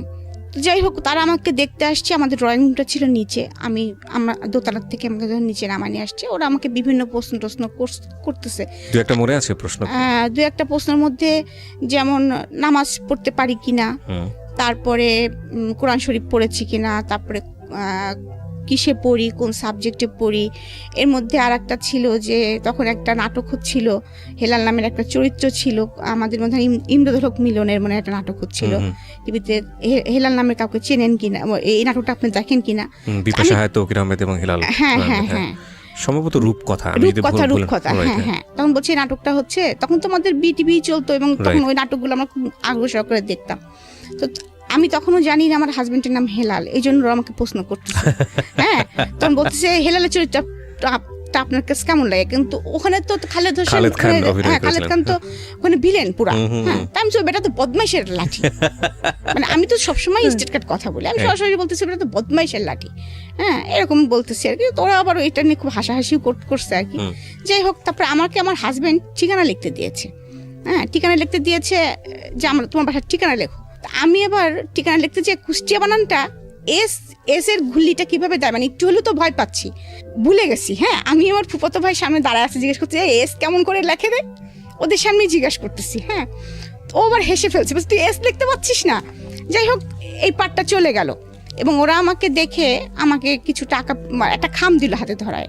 তো যখন আমি দোতলা সিঁড়ি নিচতলা থেকে, তো বললো তুমি এখন যাও, তোমার সাথে পরে আবার কথা হবে। বাবা বললো মা তুমি উপরে চলে যাও। তা আমি উপরে চলে যাচ্ছি আর ওই টাকাটা গুনতেছি আর হাসতেছি, দেখতেছি যে ওখানে 2000 টাকা আমার না এরকম সামথিং কিছু, এবং বলতেছি আমার ছোট ফুপু আমার সাথে আছে। আমি বলছি দেখ ফুপু, কালকে যাই একটা জিন্সের প্যান্ট কিনবো, একদম ঝাঁকানাকা একটা ব্লু প্যান্ট দেখে আসছি, ওইটা আমি কিনবই। এরকম আমার যে বিয়ে হয়ে যাচ্ছে আমি এটা বুঝতে পারতেছি না। আমার মা একটা সাদা পাঞ্জাবির উপরে ফেব্রিক্স করে আমাকে যে পাঞ্জাবিটা বানাই দিয়েছে না, ওইটার সাথে আমি ব্লু প্যান্ট দিয়ে পরবো, মানে এরকম করে বলতেছি। খুব খুশি হয়ে গেছে টাকাগুলো হাতে পেয়ে। এরকম 2-3 দিন যাওয়ার পরে আবার শুনি আমাকে দেখতে আসবে। এবার কারা আসবে? এবার মুরব্বী মহলরা আসবে। আচ্ছা, ওই হেলাল সাহেবের মুরব্বী যারা ছিলেন, হ্যাঁ, আমার মানে শ্বশুর আসবেন, শাশুড়ি আসবেন, তা আরো খালা শ্বশুর টশুর যারা আছেন তারা আসবেন এবং তারা পাকা কথা বলবেন। এটা তো আর আমাকে বলা হয় না, আমাকে বলছে দেখতে আসবেন। আমি বলছি বাবা বারবার আমার যেতে ভালো লাগছে না, এদিন কি শাড়ি পরতে হবে? বাবা বলছি ইচ্ছে হলে পরো, না হলে না পরো। তো সেদিনও শাড়ি পরলাম, কিন্তু সেদিন আমি কেন জানি ভয় পাচ্ছিলাম। তো যাই হোক, দেখতে আসে আমার শাশুড়ি, এখন জানি সে আমার শাশুড়ি, তখন আমার শাশুড়ি ছিলেন না আর কি। তো ওই মহিলাটা আমাকে বললেন দাঁড়াতে বললেন এবং হাঁটতে বললেন। হ্যাঁ, তো দাঁড়াতে এবং হাঁটতে বললেন। আমার এটা খুব প্রেস্টিজে লেগে যায়। এবং আমার ছোট ননদ ছিল সাথে, ছোট ননদ মানে এখন সে ছোট ননদ, একটা মেয়ে ছিল আর কি সাথে, অল্প বয়স্ক। ওর সঙ্গে দেখলাম যে আমাকে মাপ দেওয়া হচ্ছে, কারণ তাদের ছেলে লম্বা, আমি শর্ট, ওরা তো প্রথমে এসে দেখে গেছে এটা। যখনই আমাকে মাপ দেওয়া হচ্ছে, আর আমার তো শর্ট নিয়ে আমার একটু প্রবলেম ছিলই, মানে মনের ভিতরে আমি একটু ছোট ছিলামই, আমি হাওমাও করে ওখানেই কান্না করে দিছি যখন, তখন আমার বাবা আসেনি, মা তখন ওখানে ছিলেন। মেয়েরা যেহেতু উপরে বসছে আর বাবা হচ্ছে ছেলেদের নিয়ে নিচে বসছে আর কি। পরে মা কিভাবে পরে আমাকে বলছে মা তুমি ঘরে চলে যাও। আমি ঘরে চলে গেছি। তখন মা মনে হয় বাবাকে কিছুটা হলে বলেছে। তা আমার বাবা নিজ থেকেই ওনাদেরকে তখন বলেছে আমার মেয়ে আমি বিয়ে দিব না। তখন আমার শ্বশুর নাকি জিজ্ঞেস করেছে যে কেন দিবেন না, আমরা তো দেখলামই না, মামুনির মুখটা তো আমাদেরকে দেখালেন না, মেয়েরা উপর থেকে দেখেছে, ছেলেদের সামনে, তখন আমার শ্বশুরদের সামনে আমি যাইনি। তখন বলতেছে যে না আমার মেয়ে, বাবার এটা শুনে মন খারাপ হয়েছে যে আমাকে মাপ দিয়েছে ওরা। হ্যাঁ, আর আমাদের ফ্যামিলির তো এরকম না, এত অড না যে এখনো মেয়ে তোমার দাঁত দেখি, মেয়ে তোমার চুল দেখি, এই টাইপের তো না। হ্যাঁ, বাবার এটা অবশ্যই প্রেস্টিজে লেগেছে। তো বাবা বলছে আমার মেয়ে আমি এখানে বিয়ে দিব না, এখানে বিয়ে দিব না বলছে, আসলে আমি মেয়ে না এখন বিয়ে দিতে চাচ্ছি না, মানে কায়দা করে যা বলার হয়তো বাবা বলেছে এরকম। তখন আমার শ্বশুর নাকি বলেছে দেখেন আমরা আসলাম, ঠিক আছে মামুনিটাকে দেখি, বিয়ে দিবে না দেবে না আপনি পরে ডিসিশন নেন, আমাদেরকে একটু এক নজর দেখতে দেন। তো আমার মনে আছে যে আমাদের উপরেও একটা বসার রুম ছিল আর কি। তো ওনাদেরকে ওখানে ডেকে নিয়ে আসা হয় এবং আমি আর সামনে যাব না, কিছুতেই যাব না। আমার তখন একদম শুরু হয়ে গেছে, না আমি যাবো না, আর সামনে যাবো না, ওদের সামনে যাবো না, ওরা আমাকে মাপ দিচ্ছে কি করছে না করছে, আমি যাবো ওদের সামনে। তো জোর করে ওয়ান কাইন্ড আমাকে ধরে নিয়ে আসা হয়। তো আমি যখন রুমে ঢুকলাম, ঢোকার পরে বসতে বললো, বসলাম। তো আমার শ্বশুর ঢাকায় নিয়ে আসেন। আমি বাবা আমার তখন আর ওইগুলো মনে নেই। আমি তখন দেখতেছি যে আমি একটু স্বাধীন হয়েছি, আমি কেনাকাটা করতে পারতেছি ধুমসে, যে শাড়িটা চাচ্ছি বাবা দিচ্ছে, যে জামাটা চাচ্ছি দিচ্ছে, মানে সবকিছু মোটামুটি ইয়ে করতেছি। এবং সোনার দোকানে যা চাচ্ছি, মানে এরকম সোনা কিনতে কিনতে আমি প্রায় 50 ভরি সোনা কিনে ফেলছি। ওকে, এমনও কথা বাবাকে বলতেছি, বাবা আমার কি এই বিয়েটা পরে যখন আরেকটা বিয়ে হবে তখনও কি আবার তুমি আমাকে দিবা? হ্যাঁ, এবং so fine, this is the thing that ওনার মেন্টাল ম্যাচুরিটিটা কি ছিল। বাট এখানে আমার কথা বলার আছে, আমি জানি না যে সামনে কি ঘটবে, বিকজ কিছু তো প্রেডিকশন তৈরি হয়, সব মানুষেরই তৈরি হয়। যারা জীবন গল্প শুনছেন তারা হয়তো বুঝতে পারছেন যে কিছু একটা ঘটতে যাচ্ছে, যেটা হয়তো তাদের ভাবনার সাথে মিলেও যেতে পারে। কিন্তু আমার কথাটা হচ্ছে যে আপনার বাবা বা ফ্যামিলির যারা মেম্বাররা ছিলেন তারা তো আপনার মেন্টাল ম্যাচুরিটিটা বুঝতেন। উইথ ডিউ রেসপেক্ট, বাবা কিংবা মার জায়গা কখনোই মূল্যায়ন করা যায় না, যত বড় প্রবলেমই হোক না কেন, ভুল হোক না কেন। কিন্তু কখনো কখনো এই ইকুয়েশনগুলো আমাদের মতো মানুষের জায়গা থেকে, প্রশ্নের জায়গায় থেকে যায় যে যেই মেয়েটা বিয়ে ব্যাপারটাকে লিবার্টি হিসেবে দেখছে এবং একই সাথে কিনতে কিনতে এরকম মনে করছে যে মানে আরেকটা বিয়ে হলে বোধহয় আরও জিনিসপত্র কেনা যাবে, সেখানে বাবার চিন্তাটা কি বা মায়ের চিন্তাটা কি ছিল যে মেয়েটাকে বিয়ে দেওয়া মানে হচ্ছে কি করা, আমি ঠিক জানি না। হয়তো মনে করেছে যে কপাল যদি ভালো থাকে তাহলে ওই সংসারে গেলেও হয়তো এরকম আদরই পাবে, হয়তো এরকমই মনে করেছে, কারণ একটা ছেলে শুনেছে যেহেতু। হ্যাঁ, এবং যেহেতু শ্বশুরে সেরকম বলে গেলেন যে আমি আমার মাকে দেখেছি। সো সামহাউ পজিটিভ নিশ্চয়ই ভেবেছেন, নইলে তো আসলে ওই একটা ঘটনার পরেই বাদ হয়ে যাওয়ার কথা। আর একটা জিনিস চিন্তা করেছিলেন যে আমি কুষ্টিয়া থেকে কুষ্টিয়া বাড়ি পড়ালেখাটা কন্টিনিউ করে নিয়ে যেতে পারবো। তারপর সেকেন্ড যখনই খুশি, আমাদের 20 টাকা রিক্সা ভাড়া আর কি ডিফারেন্স, এ পাড়া ও পাড়া বাড়ি, বাবা যখন খুশি তখন আমাকে দেখে আসতে পারবেন এক নজর অন্তপক্ষে। শ্বশুর বাড়ি থাকি, বাবার বাড়ি থাকি, সবকিছু পজিটিভলি চিন্তা করেছেন। তো কি হলো তারপর শপিং এর পর? তারপরে শপিং করতেছি, এরকম খুব মজা করতেছি, এবং এমনকি আমার হাজবেন্ডের জন্য একটা আংটি কিনে নিয়ে আসা হয়েছে, ঘড়ি টড়ি কিনেছে, আড়ং থেকে বাবা পাঞ্জাবি শেরওয়ানি টেরওয়ানি কিনেছে। তো আমি আবার বলছি, বাবা দেখছো ওই লোকটার আংটির উপরে একটা ঘোড়া আঁকানো, ওই লোকটার যেরকম ঘোড়ার মতো চেহারা, ঘোড়া আঁকানো, এরকম বলতেছি আর কি। বুঝি না তো, আমার হাজবেন্ড তখন যেহেতু লম্বা ছিল, খুব হ্যাংলা ছিল, আমি খুব ভালো করে দেখিনি, ওই এক নজর যা দেখেছি সেটাতে আমার যা মনে হয়েছে আমি সেটা বলেছি আর কি। তো বাবা বলে, ছিমা এরকম করে বলতে হয় না, এটা কিন্তু বলতেছি, তাও বাবার মোটরসাইকেলের উপর পা দুলাচ্ছি বিকালবেলা বসে বসে, আর এরকম বলতেছি বাবাকে। যাই হোক, এরকম করতে করতে বিয়ের দিন এসে যায় আর কি। বিয়ের দিন এসে যায়, সেদিনও আমি খুব উৎফুল্ল। তো বাবা আমাকে একটা শাড়ি, অনেক শাড়ি কিনে দিয়েছিলেন, তার মধ্যে একটা শাড়ি আমি কাতান শাড়ি খুবই পছন্দ করে কিনেছি আর কি, ময়ূরাক্ষী কালার যেটা বলে, এটা সবুজও না আবার ইয়ে না, এরকম আমার চয়েস লেভেলটা সারা জীবন একটু ডিফারেন্ট ছিল আমার পুরো ফ্যামিলির মধ্যে থেকে। আমি একটু সবসময় বেটার কিছু ইয়ে করতাম, তো ওই শাড়িটা পরে আছি। ওরা আবার যে শাড়িটা এনেছে ওই শাড়িটা আমার পছন্দ হয়নি। আচ্ছা। কারণ ওইটা শাড়িটার কালার হচ্ছে কেমন যেন ম্যাজেন্টা কালার, একটু মানে লাল না, কেমন যেন একটি কালার। ওরা বলতেছে বিয়ে পড়ানোর সময় মেয়েকে শ্বশুর বাড়ি শাড়ি পরতে হয়। আচ্ছা। আর আমি বলতেছি আমি শাড়ি মরে গেলেও পরবো না, আমি এটাই পরে থাকবো। যাই হোক, আমাকে কিছুতেই রাজি করাতে পারিনি। পরে আমার শ্বশুর বাড়ির শাড়িটা আমার মাথায় দিয়েছে। আচ্ছা। মাথায় দিয়ে তারপরে বিয়ে পড়াচ্ছে। তো কবুল বলতে হয় যে থেমে থেমে 3 বার, সেটাও আমি বুঝি না। এখন আমি কিন্তু আমি কানবো মনে করে, আমার আশেপাশে দিয়ে আমার ফুপুরা, আমার মারা সব বসেছে, কিন্তু আমি কোনো কান্না করতেছি না। মানে সবাই ধারণা করেছে কবুল বলার সময় আপনি কান্না, আমি মনে হয় কানবো, আমি মনে হয় কিছুটা হলে বুঝতেছি। আমার কিন্তু সেই ফিলিংসটাই নাই যে কবুল বললে যে আমি অন্যজনের হয়ে যাচ্ছি বা একবারই চলে যেতে হবে আমাকে, এরকম ফিলিংস আমার মধ্যে কাজ করছে না। কবুলই তো, মুখ দিয়ে তো কবুলই বললে তো কি, কবুল বললে কি হয়, মানে এরকম একটা ভাব। তারপরে আমাকে কবুল বলতে বলেছে, আমি সুন্দর সুন্দর মানে বলে 3 বার কবুল বলতে বলেছি, সুন্দর করে কবুল বলেছি। তারপর কবুল বলার পরে আমি মিষ্টি করে একটু হাসিও দিয়েছি, আমার দাদু একটু আমার মুখ ধরে একটু আদরও করে দিয়েছে, এরকম আর কি। তো তারপরে যখন বিদায়ের পালা আসতেছে, কারণ তাদের বাড়িরও প্রথম একটা ছেলে এবং বিয়ে হচ্ছে, তাদের বাড়িতেও অনেক বড় করে অনুষ্ঠান করতেছে, আমাদের বাড়িতেও অনেক বড় করে অনুষ্ঠান হচ্ছে। তো আমাদের বাড়িতে আবার একটা রেওয়াজ আছে, এর মধ্যে বলি যে বিয়েতে কোনো গিফট নেওয়া হয় না। আচ্ছা। এটা কারোর বিয়েতেই নেওয়া হয় না। ওকে। তারপরেও আমার এত পরিমাণে আমার জিনিস আমি পেয়েছি, সেটা হচ্ছে আমার আত্মীয় স্বজনের কাছ থেকে জোর করে দিয়ে গেছে, আমার ফুপুরা টুপুরা সবাই মিলে আর কি। এত পরিমাণে আমি স্বর্ণ, এত পরিমাণে আমি জিনিস পেয়েছি, মানে আমি নিজেও জানতাম না আমার কত স্বর্ণ ছিল। তো আমি যখন বিদায়ের সময়টা, যেটা আমি বলতেছি যে বিয়ে তো হয়ে গেল, বিয়ে হয়ে যাওয়ার পরে তখন আমাকে ওই নিচে নিয়ে যাওয়া হলো, মালা বদল করতেছি। তখন আমি দেখলাম যে কালো একটা হাত আমার মাথার উপর দিয়ে মালা দিচ্ছে। আমি বলতেছি কি রে, আমি কারে বিয়ে করলাম, কেন লোকটা কি কঙ্কাল ভূত কেন, হ্যাঁ মানে এরকম মনে হচ্ছে আমার কাছে। তারপরে যখন আমার বিদায় হয়, তখন দেখি কি আমার সামনে কেউ নেই, না বাবা, না মা, না মামারা, কেউ নেই, অনলি শুধু আমার চাচা। এবং চাচা কিন্তু দাঁড়ায় থাকতে পারছে না, অর্থাৎ মানে কাঁপতেছে অলরেডি থরথর করে। এইটাও আমার শ্বশুরবাড়ির লোক কিন্তু মাইন্ড করছে, 2টা জিনিস মাইন্ড করছিল তারা, আমাকে এটা নিয়ে অনেক কথা শোনাইছে। সেটা হচ্ছে, মেয়ে কি পাগল, ওইভাবে কবুল বলে? কোনো মেয়েকে তো এইভাবে আজ পর্যন্ত কবুল বলতে দেখি নাই। আর একটা জিনিস, বিদায়ের সময় আমি কাঁদতেছি না, বিকজ আপনি বুঝিয়ে উঠতে পারছেন না, আমি বুঝে উঠতে পারতেছি না। আমি মনে হয় বেড়াতে যাচ্ছি কোথাও একজন জায়গায়।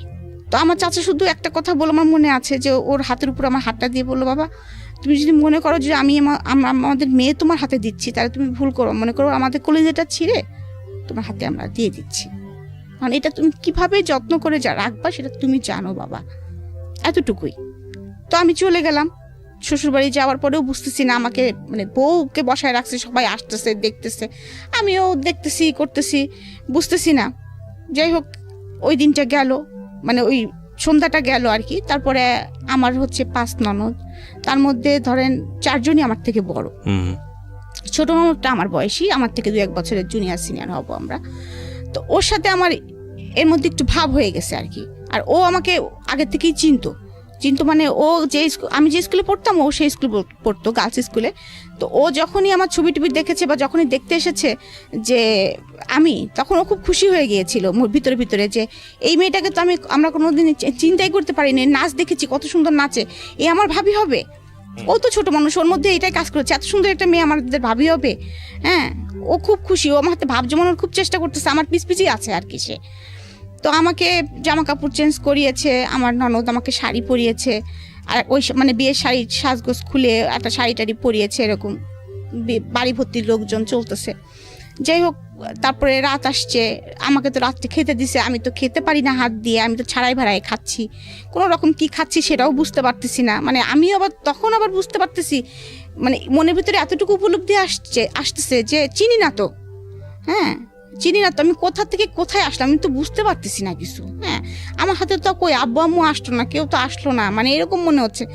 কেউ তো খোঁজ নিচ্ছে না, বাবা তো এখান থেকে এইটুক চলে তো আসতে পারে, এতক্ষণ তো বিয়ের ঝামেলা শেষ হয়ে গেছে, বাবা তো আর চলে আসতে পারে, মা তো চলে আসতে পারে, এরকম মনে হচ্ছে মনের কাছে। কই কেউ তো আসতেছে না, এরকম মানে মনের ভিতরে হচ্ছে। তো ওরা যা বলতেছে সেটাই করতেছি আর কি। দেখলাম মাগরিবের নামাজের সময় একটা লোক ঢুকলো আমার ঘরে, আমি বুঝতেছি যে এটা আমার মনে হয় হাজবেন্ড, কারণ আমার ঘরে তো যে কেউ ঢুকবে না। মানে আমার ঘর মানে আমাকে বিয়ে করায় নিয়েছে যে ঘরটায় বসায় রাখা হয়েছে, সে আমার সামনে নামাজ পড়লো, আমার সাথে কিন্তু কোনো কথা সে বলে নাই, আমিও কোনো কথা বলি না, কারণ আমি তো বুঝি না অত কিছু। তারপরে খাওয়া দাওয়া শেষে রাত আসলো, তো দেখতেছি বাসর ঘরটা সাজানো। তখনই হয়তো বা আমি এখনকার সময় যদি বিয়ে হতো, সাপোজ এখনকার সময় বা আরো 5 বছর পরে বিয়ে হতো, তখন হয়তো ঠিকই ওটা আমার চোখে পড়তো।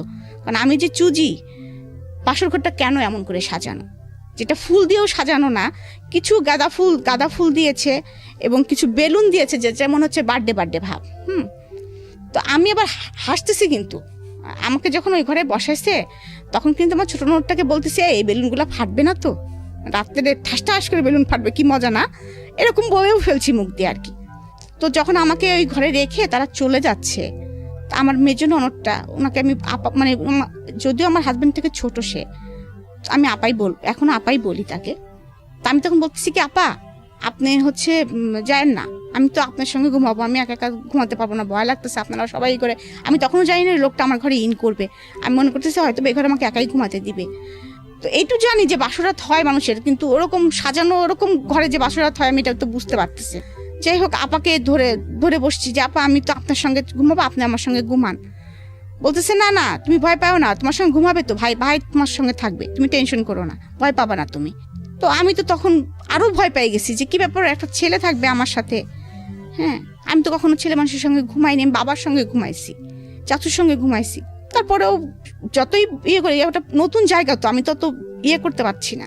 যখন আমার হাজবেন্ড ঢুকলো ঘরের মধ্যে, ঢোকার পরে সে পাশে বসতো, শীতকাল ছিল তখন, ডিসেম্বরে আমার বিয়েটা হয়েছে, ডিসেম্বরের 6 তারিখে। তখন আমি 16 বছর আমার বয়স। তখন আমি মানে বুঝতে পারতেছি না কি করব। আমি কিন্তু লেপ কম্বল কিছু গায়ে দেওয়া না, আমি এমনি এরার বসা, শীতে কাঁপতেছি আর কি, একটা শাল মনে হয় কোনো রকম জড়ানো গায়ে। তার মানে বলতেছে তুমি লেপের মধ্যে পা দিয়ে বসো, ঠান্ডা তো।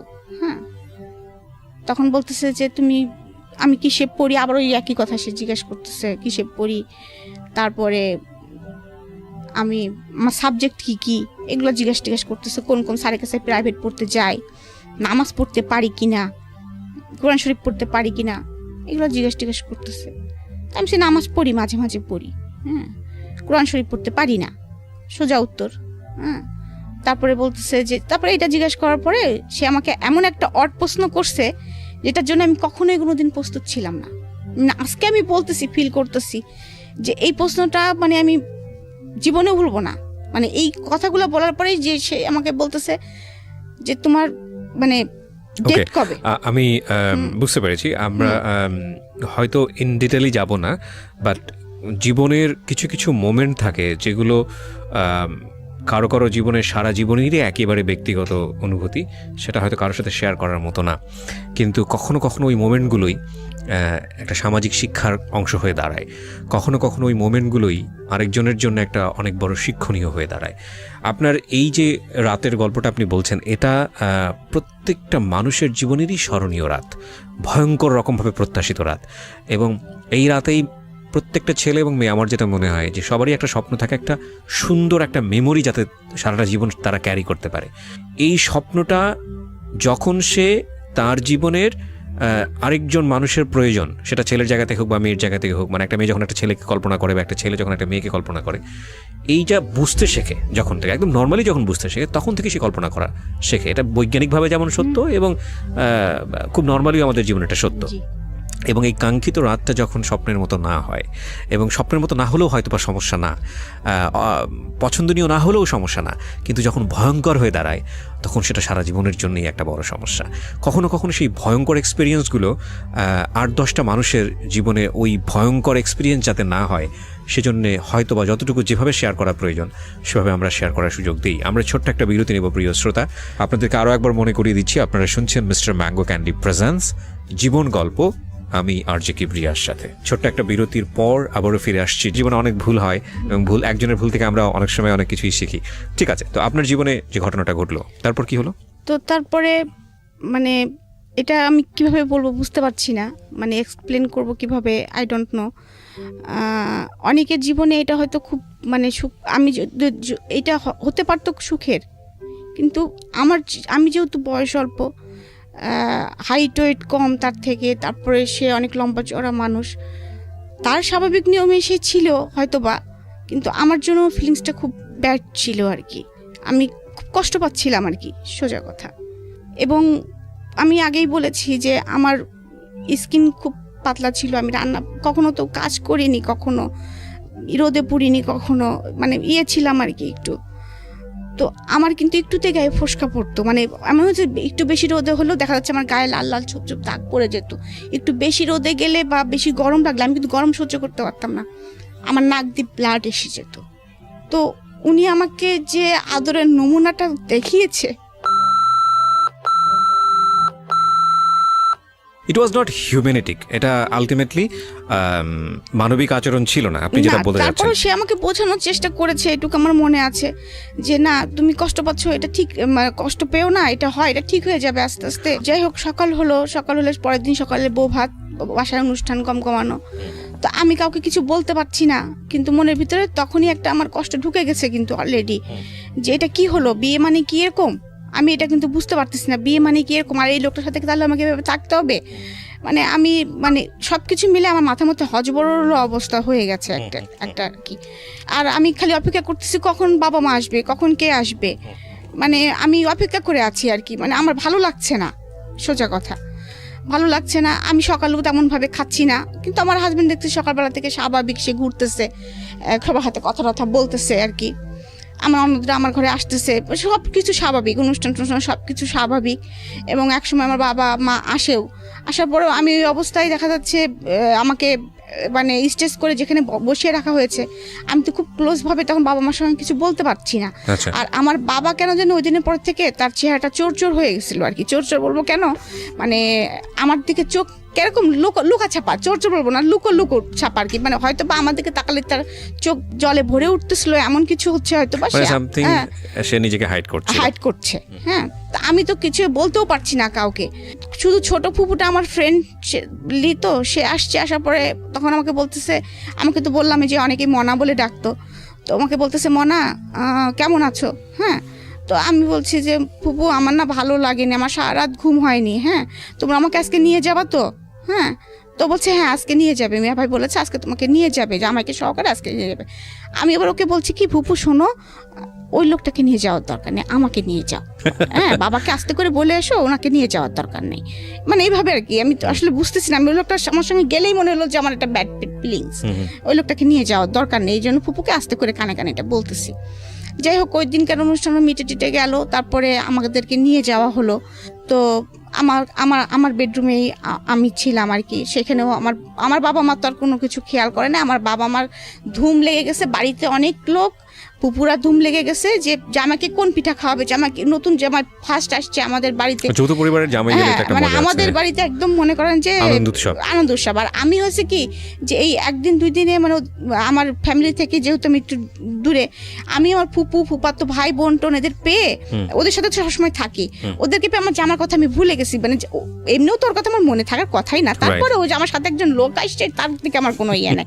আমি কিন্তু ওদের সাথেই মানে বাসায় যেই ঢুকেই আগে আমি কিন্তু শাড়িটা খুলছি, খুলে আগে কিন্তু আমি স্কার্ট পরে ফেলছি, বুঝছেন, ফেলে আমি আমার মতো মানে আবার দৌড়ানো শুরু করছি ঘরের মধ্যে, একবার এর সাথে এই গল্প করে ওর সাথে ওই গল্প করি। কিন্তু এর মধ্যে হঠাৎ করে আমার এক ফুফাতো ভাই, ওর সাথে খুব ফ্রেন্ডলি সম্পর্ক ছিল, আমার থেকে 2 বছরের বড়। তো ও আমাকে জিজ্ঞেস করতেছে, মনি তোর মুখ চুখ দেখে তো ভালো, ওই যে বললাম আপনাকে যেটা সাইন দেখে, বলছে ভালো লাগতেছে না তো। হ্যাঁ, তখন আমি বলতেছি কি যে ভাই জানো লোকটা না একটু ভালো না, হ্যাঁ লোকটা না খুব খারাপ, অনেক চরিত্র খারাপ। এভাবে বলতেছি লোকটা। হ্যাঁ, আমি যে বাংলা সিনেমা ভিলেন দেখো না ওই রকম, জানো, এখন এরকম বলতেছি। তা বলার পরে তখন আমার ভাই আবার হাসতেছে, বলছে কই, মানে আমাকে সান্ত্বনা, আমি তো দেখলাম যে মিঠুন চক্রবর্তীর মতো। হ্যাঁ, এরকম আর কি কথাবার্তা হচ্ছে। যাই হোক, আমার সংসারটা এইভাবে আর কি আগায় যাচ্ছে। আমি শ্বশুর বাড়িতে যাই আসি, বাবার বাড়িতেও থাকি, কিন্তু আমি কিন্তু এইগুলো আসলে তখন কিন্তু বুঝি না যে শ্বশুর বাড়ি গেলে কাজ করতে হয় কি করতে না হয়। আমার হাজবেন্ড সকালবেলা অফিসে চলে যান, আমি হয়তো গুসল টুসুল করে। উনি কি ছিল, পেশা কি ছিল? উনি ছিল তখন অ্যাসিস্ট্যান্ট ইঞ্জিনিয়ার। হ্যাঁ, উনি হচ্ছে বিএসসি ইঞ্জিনিয়ার যেটা বলে আর কি আপনার পানি উন্নয়ন বোর্ডের। তো আমি তখনও কিন্তু বুঝি না, তো আমি নাস্তা খাই, ছোট ননদের সাথে সময় পাস করি, কিন্তু আমার শাশুড়ি মনে মনে খুব খেপে যাচ্ছে। হ্যাঁ, আমি এখন জানি আর কি উনি খুব খেপে যাচ্ছেন, কিরে কি বউ বিয়ে করে নিয়ে আসলাম, শাশুড়ি কি করতেছে তাও কি দিয়ে দেখে না, বাড়ির কে কি করতেছে কি দিয়ে দেখে না, ঘুম থেকে দেরি করে ওঠে, নামাজ পড়ে না, হ্যাঁ মানে নখ পালিশ লাগায় বসে থাকে, হ্যাঁ নাক ফুটো করা নাই, হ্যাঁ এরকম অনেক কিছু আর কি। তো ওই দিন উনি খুব হঠাৎ করে খুব লাউড হয়ে গেলেন, আমারে বলতেছে, এই তোমার কি খালি শোকেসে সাজা রাখার জন্য নিয়ে আসা হয়েছে নাকি, তুমি খালি ঘরের মধ্যে বসে বসে মান্দাদের হেমন্তের না কি কার গান শুনো, হ্যাঁ তোমার হাজবেন্ড খাবে সেটা তোমার খেয়াল রাখতে হয় না, তোমার যে 5টা ননদ আছে তারা কলেজে যাচ্ছে ভার্সিটিতে যাচ্ছে, তুমি সেগুলো খেয়াল রাখবা না, হ্যাঁ তুমি নিজেকে নিয়ে সবসময় বসে থাকো, হাতে নখ পালিশ মাখিয়ে বসে থাকো, মানে এরকম করে আমার সাথে খুব চিল্লাপাল্লা করতেছে। এই কয়েকদিনের মধ্যেই, মানে 15-20 দিনের পরেই। আচ্ছা, আমি কিন্তু বুঝতে পারতেছি না, আমি একদম থতমত খেয়ে হা করে বসে আছি যে আমাকে এ ধরনের হয়তো কেউ কখনো বলে নেই। হ্যাঁ, আমি তো আসলে এরকম কথা কোনোদিনও বলে নাই আমাকে কেউ। তো আমি খুব মন খারাপ করে ওনার দিকে তাকায় আসে, আসলে উনি কি বলতেছে, আমি বলতেছি মা আমার নাক ফুটো নেই সেই জন্য রাগ করতেছেন, আমি এটাও বুঝি নাই। যখন বলছে এই মেয়ের নাক ফুটো নেই, আমি নাক ফুটো জানো না, জানে হ্যাঁ কি বাড়িতে বিয়ে দিছি, মেয়ের হচ্ছে নাক ফুটো না থাকলে ছেলের অমঙ্গল হয় এটা জানে না, এরকম বলতেছে। তা আমি বলছি এটার জন্য মনে উনি রাগ করছে। তা আমি বললাম ওই যে জেদি ছিলাম, আমি নাক ফুটোর যখন এতই সমস্যা, আচ্ছা ঠিক আছে, আমি একদম নিজের যে ঘরটায় থাকতাম, এমনকি আমি ওই ঘরে যখন যে ঘরটাকে আমাকে থাকতে দেওয়া হয়েছে, যে সেই ঘরটার পরিবেশটা এরকম ছিল যে একটা শুধু খাট, ড্রেসিং টেবিল নাই কোনো, একটা টেবিল আর একটা স্টিলের আলমারি, আর কিছু নেই ওই ঘরে। ও একটা আলনা ছিল, যে আমি কখনো মানে আমার ঘরটা তো অনেক সাজানো গোছানো, তখনকার সময় চেস্টের ড্রয়ার একদম ম্যাচিং করা কিছু। তখন এইটা আমার বাবা মা কিন্তু খেয়াল করেছে, এবং তারা কিছু বলেনি, এবং তারা কিন্তু অলরেডি ফার্নিচারের অর্ডার দিয়েছে আমার জন্য আর কি। এবং আমার ঘরে যে একটা ওই বাসায় যে রঙিন টিভি নাই এটাও খেয়াল করেছে তারা, সাদা কালো টিভি দেখে তারা। ফ্রিজ একটা ছোট, কিন্তু বাড়ি কিন্তু 4 বাড়ি, 2টা ফ্লোর নিয়ে আমরা থাকি, কিন্তু ফার্নিচারের ডিজাইনগুলো সব পুরাতন এরকম আর কি। আচ্ছা, জাস্ট লাইক বাবারা হয়তো এটা খেয়াল করেছে। তো আমার রুমের সাথে কোনো অ্যাটাচড বাথও ছিল না, যেটা আমি কোনোদিন অভ্যস্ত না, আমি আগেই বলেছি, সেটা আমার একটা প্রবলেম হচ্ছিল। এখানে একটা বিষয় খেয়াল করবেন, উনি যে বিষয়গুলো আনছে ছোট ছোট করে, সেগুলো হয়তো বলার মতো না, কিন্তু খুব ইম্পর্টেন্ট দুটো মানুষের জন্য। দুটো মানুষ দুটো পরিবেশ থেকে আসছে, দুটো মানুষের আমরা বিয়ে মানে মনে করি যে দুটো পরিবারের মেলবন্ধন, এটা কিন্তু শুধু দুটো মানুষের মেলবন্ধন না, দুটো পরিবারের মেলবন্ধন। এবং অবশ্যই একটা মানুষ যেভাবে যে লাইফস্টাইলে ছিল, হঠাৎ করে এসে আরেকটা লাইফস্টাইলে মানানসই হওয়াটা খুবই ডিফিকাল্ট, সে ছেলেই হোক বা মেয়েই হোক। কিন্তু আমাদের সামাজিকতা একটা বিষয় আমরা ধরে নিই যে মেয়ে মানেই হচ্ছে তাকে মানিয়ে চলতে হবে, মেয়ে মানেই হচ্ছে সে যে পরিবার থেকে আসুক না কেন, যেটাই করুক না কেন, শ্বশুরবাড়িতে যা আছে সেটাই তাকে মেনে নিতে হবে।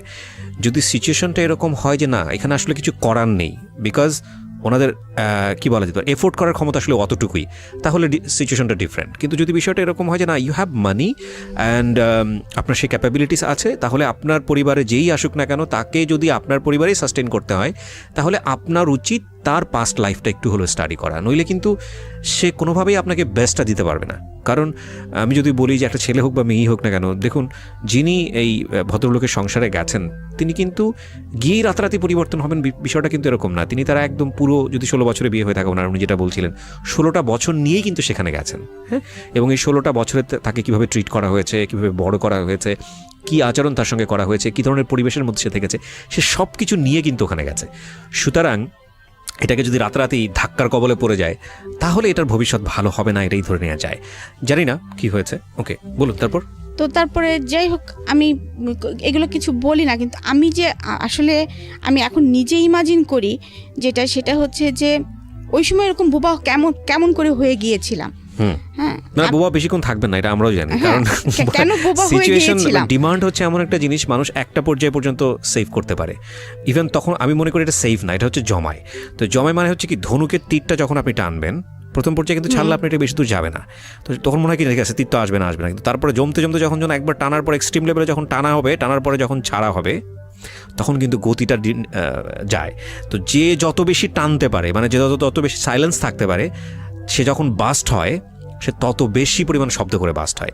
তো আমরা একটা জিনিস মনে করি, সেটা মেয়ে হোক বা ছেলেই হোক না কেন, যখন আমরা কারোর প্রতি অত্যাচার করছি কিংবা কেউ যখন একটা জিনিস মানিয়ে নিচ্ছে, চাপতেছে ভিতরে, চাপার ক্ষমতাটা ভালো, কিন্তু এটা যদি এমন হয় যে চাপতে চাপতে চাপতে চাপতে চাপতে চাপতে অনেক দিন ধরে চাপার পরে সে বাস্ট হলো, তাহলে ক্ষতি হওয়ার সম্ভাবনাটা বেশি। তার বরং একটু চাপলে একটু বের করে দিল, একটু চাপলে একটু বের করে দিল, সেটা অন্য জিনিস। কিন্তু ওনার ক্ষেত্রে বোধহয় বিষয়টা ওরকমই হয়েছে। জি রিমা, তারপর কি হলো? তারপরে আমি মানে জেদ করে ঘর আটকাই, মানে নিজের গেট আটকাই দিলাম, দিয়ে সুতো নিছি। আমার ছোট নদকে বললাম নিজের নাক নিজেই ফোড়াবেন। হ্যাঁ, নিজের নাক নিজেই ফুটো করে ফেলছি। করেছেন? হ্যাঁ, আমি বললাম না যে ব্লেড দিয়ে হাত কাটতে যখন পারি তখন তো ওই জেদ উঠলে তো আমি ওইটাও করতে পারি। তো নিজের নাক নিজে ফুটো করে, ওরা আমাকে যে নাক ফুলটা দিয়েছিল সেই নাক ফুলটার সঙ্গে সঙ্গে আবার পড়েছি, রক্ত পড়তেছে কিন্তু। My goodness. পরে এসে আমার শাশুড়িকে বলতেছি, দেখছেন পড়ছি, এখন তো কিছু হবে না। আমার শাশুড়ি আমার দিকে হা করে তাকায় আছে, কি মেয়ে এটা। হ্যাঁ, যাই হোক, হয়তো এরকম একটা ফিলিংস নিচ্ছে। তো আমি আবার কিছুদিন পরে হয়তো আমার আম্মার ওখানে গেছি, আম্মা দেখে তো কান্নাকাটি করে আসছে, কারণ বাবা নাক ফুটো করা পছন্দ করতেন না, আমি ব্যথা পাবো দেখে বিদায়। তো সেখানে আমার নাক ফুটো করা, এবং অলরেডি সেটা সঙ্গে সঙ্গে তাজা ইসের মধ্যে আমি পড়েছি, এটা তো ঘা হয়ে মানে একটু ফুলে টুলে গিয়েছে। যাক, মা নাক খুলে ওয়াশ করে আবার মলম টলম লাগিয়ে যাই হোক নাকটা ঠিক করেছে পরে। কারণ আমার বাবা বাড়ি থেকে মা বাড়ি তখন তো বেশি দূর, মানে শ্বশুর বাড়ি তো বেশি দূরে না। দেখা যাচ্ছে শুক্রবারের ছুটির দিন হলেই দেখা যাচ্ছে বাবা জোর করে এসেই বলতো, বাবা একটু আসো, আমার মেয়েটাকে একটু আসো, বাবাই আসতেন দেখতে, এরকম প্রায় হতো। আর আরেকটা জিনিস হয়েছিল কি, যে আমার বাবা আমার সুবিধার জন্য, বললাম যে ফার্নিচার থেকে শুরু করে টিভি বিজিপি সব কিছু আমার শ্বশুরবাড়ি পাঠিয়ে দিয়েছেন, এমনকি ফ্রিজ পর্যন্ত। হ্যাঁ, তো তারপরে দেখা যাচ্ছে যে আমার ভাইয়ের একটা বাইক ছিল, আমার ভাইয়া কলেজে ওঠার সাথে সাথে একটা বাইক চালাতেন।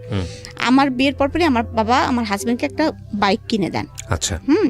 যে তাহলে যখন তখন আমার মেয়ের সাথে করে আসতে পারবে, আমার মেয়েকে সাথে করে একটু ঘুরবে। কারণ আমার আবার বাইকে চড়ার খুব অভ্যাস ছিল, কারণ ভাইয়াদের সাথে বাইকে চড়তাম, কোথাও নিয়ে যেতে হলে বাইকে যেতাম, বাবার সাথে আবার যেতাম, যার জন্য আমি বাইকে চড়তে খুব পছন্দ করতাম। বাবা এটা জানতো, তো এরকম মাঝে মাঝে যাওয়া হতো।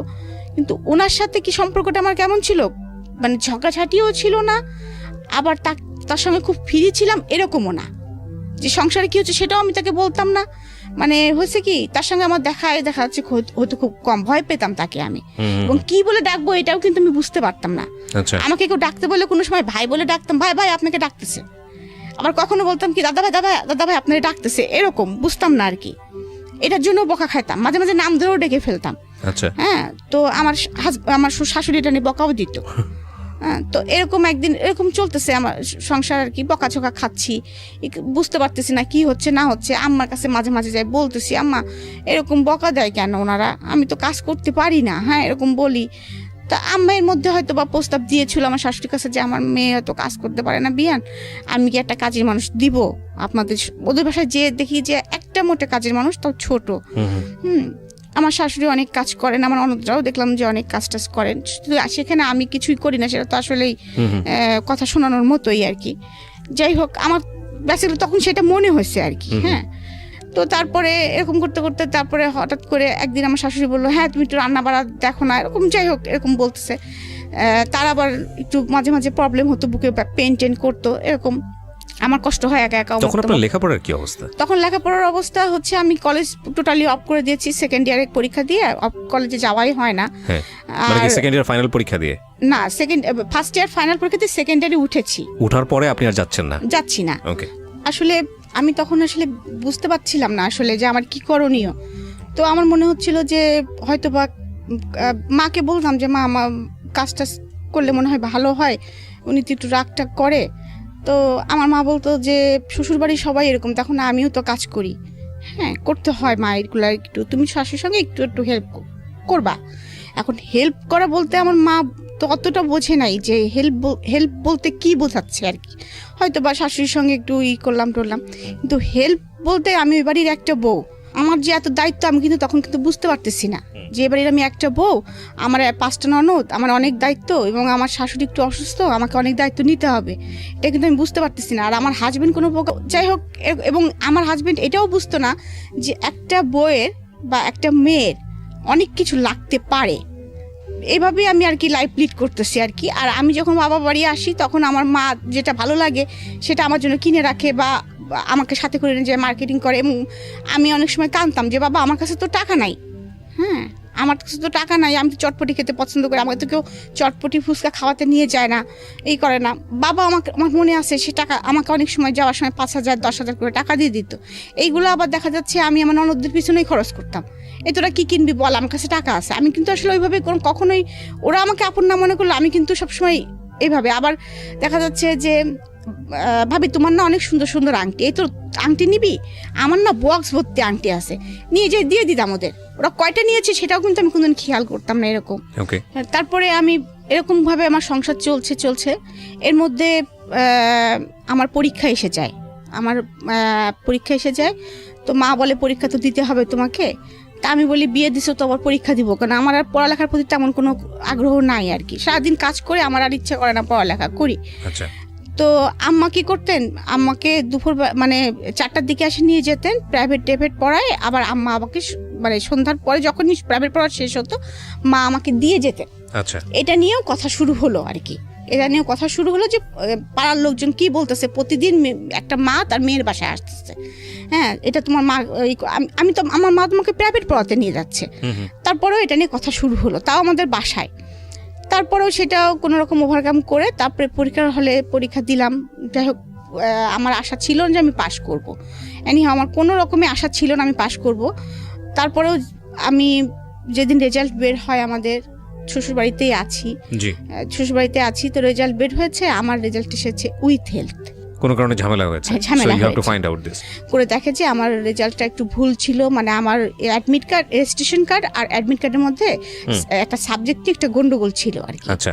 তো গন্ডগোল ছিল, ওইটা আবার ঠিক করে দিয়ে আসে বাবা, ঠিক করে দিয়ে আসার পরে তারপরে 15 দিন পরে আমার রেজাল্ট কলেজে আসে। আচ্ছা। তখন দেখা যায় যে আমি ফার্স্ট ডিভিশন পেয়েছি। ওকে। ফার্স্ট ডিভিশন পেয়েছি। তো তখন যখন আমি ফার্স্ট ডিভিশন পেয়েছি তার 15 দিন পরেই আমি কিন্তু অলরেডি তখন প্রেগনেন্ট। তখনও কিন্তু আমি বুঝতেছি না যে আমি প্রেগনেন্ট। ওকে, বিয়ের কতদিন পরের ঘটনা এটা? এটা 11 মাস। 11 মাস, ওকে। 11 মাস পরে, কারণ আমি তো বললাম ওই যে ফার্স্ট ইয়ারে থাকতে বিয়ে হয়েছে, সেকেন্ড ইয়ারে উঠেছি, তারপরে তো পরীক্ষা দিয়েছি, এর মাঝে 11 মাস গিয়েছে, কারণ আমাদের ক্লাস তো বেশি দিন আমরা পাই না। তো যাই হোক, আমি প্রেগনেন্ট, আমি তো সেটা বুঝতে পারতেছি না। ওই যে বললাম আমার রান্না করতে হয়, তো রান্না করতে গেলেই আমার মানে গন্ধ শুনলে আমার বমি আসে।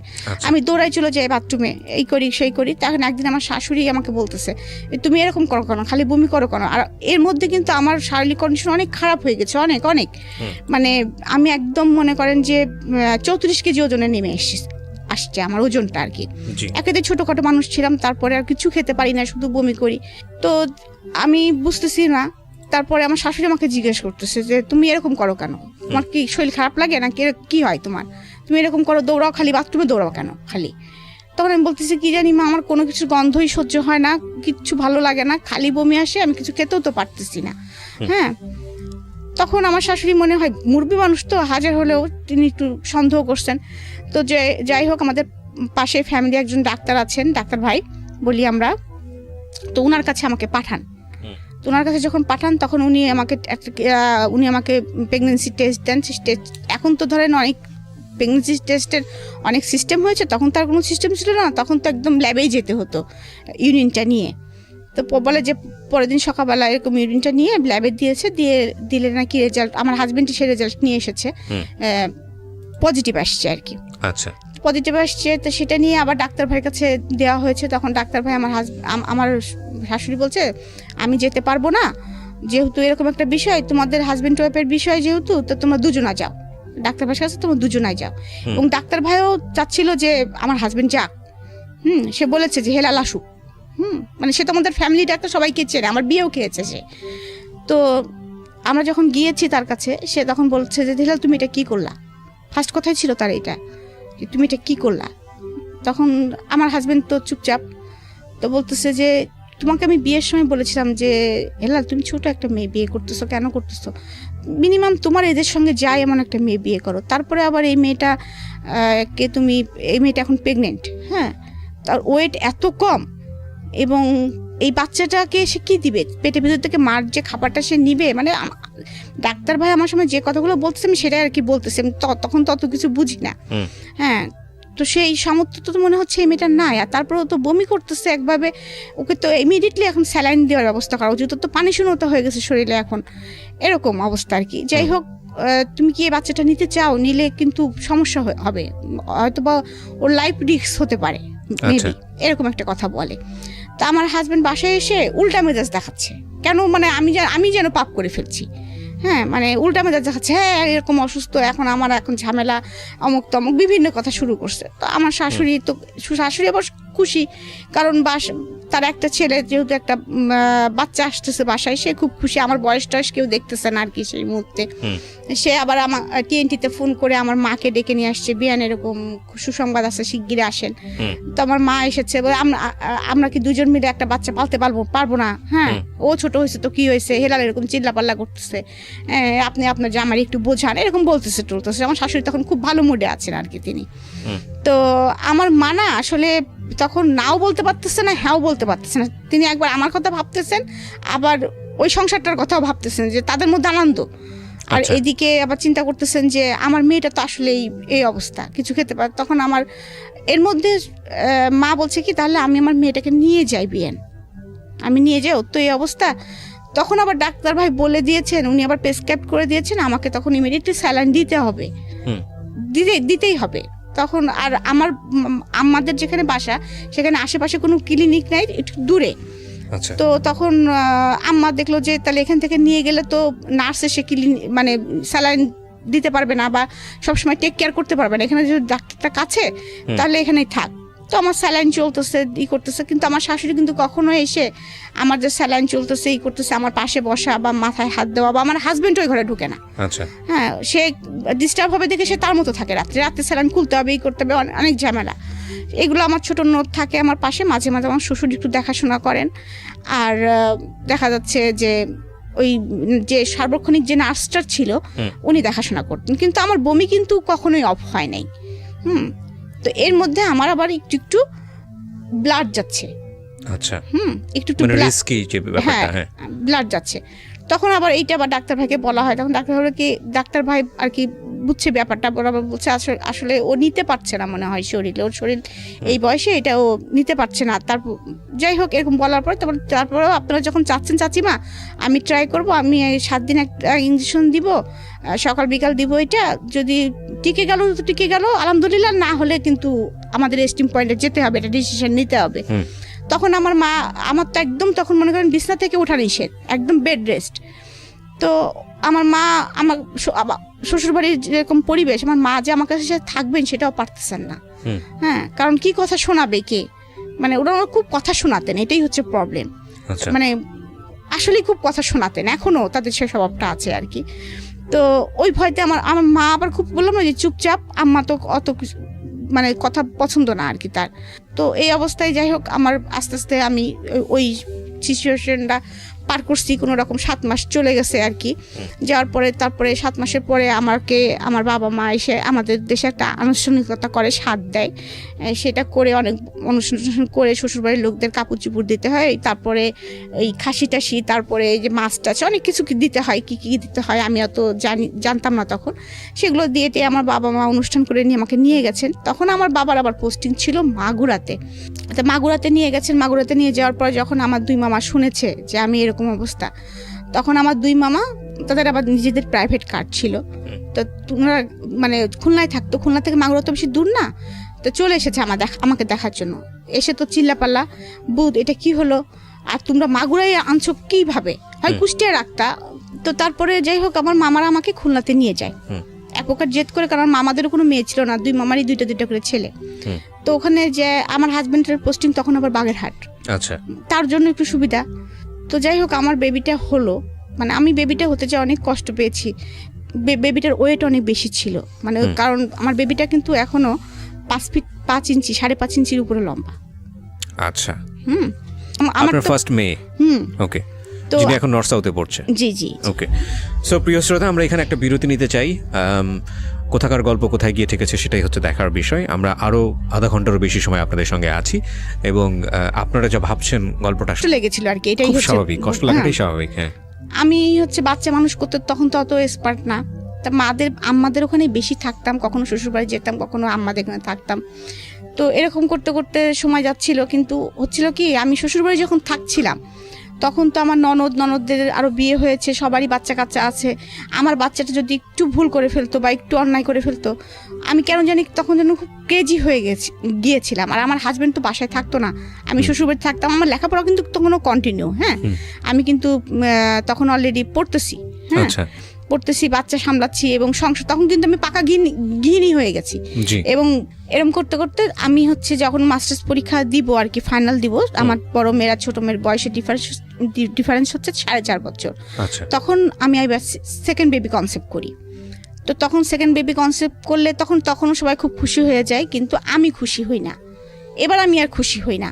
এবার আমি বুঝে গেছি মাতৃত্বের কি কষ্ট, আর আমি বুঝে গেছি যে সংসারে আমার কি অবস্থান।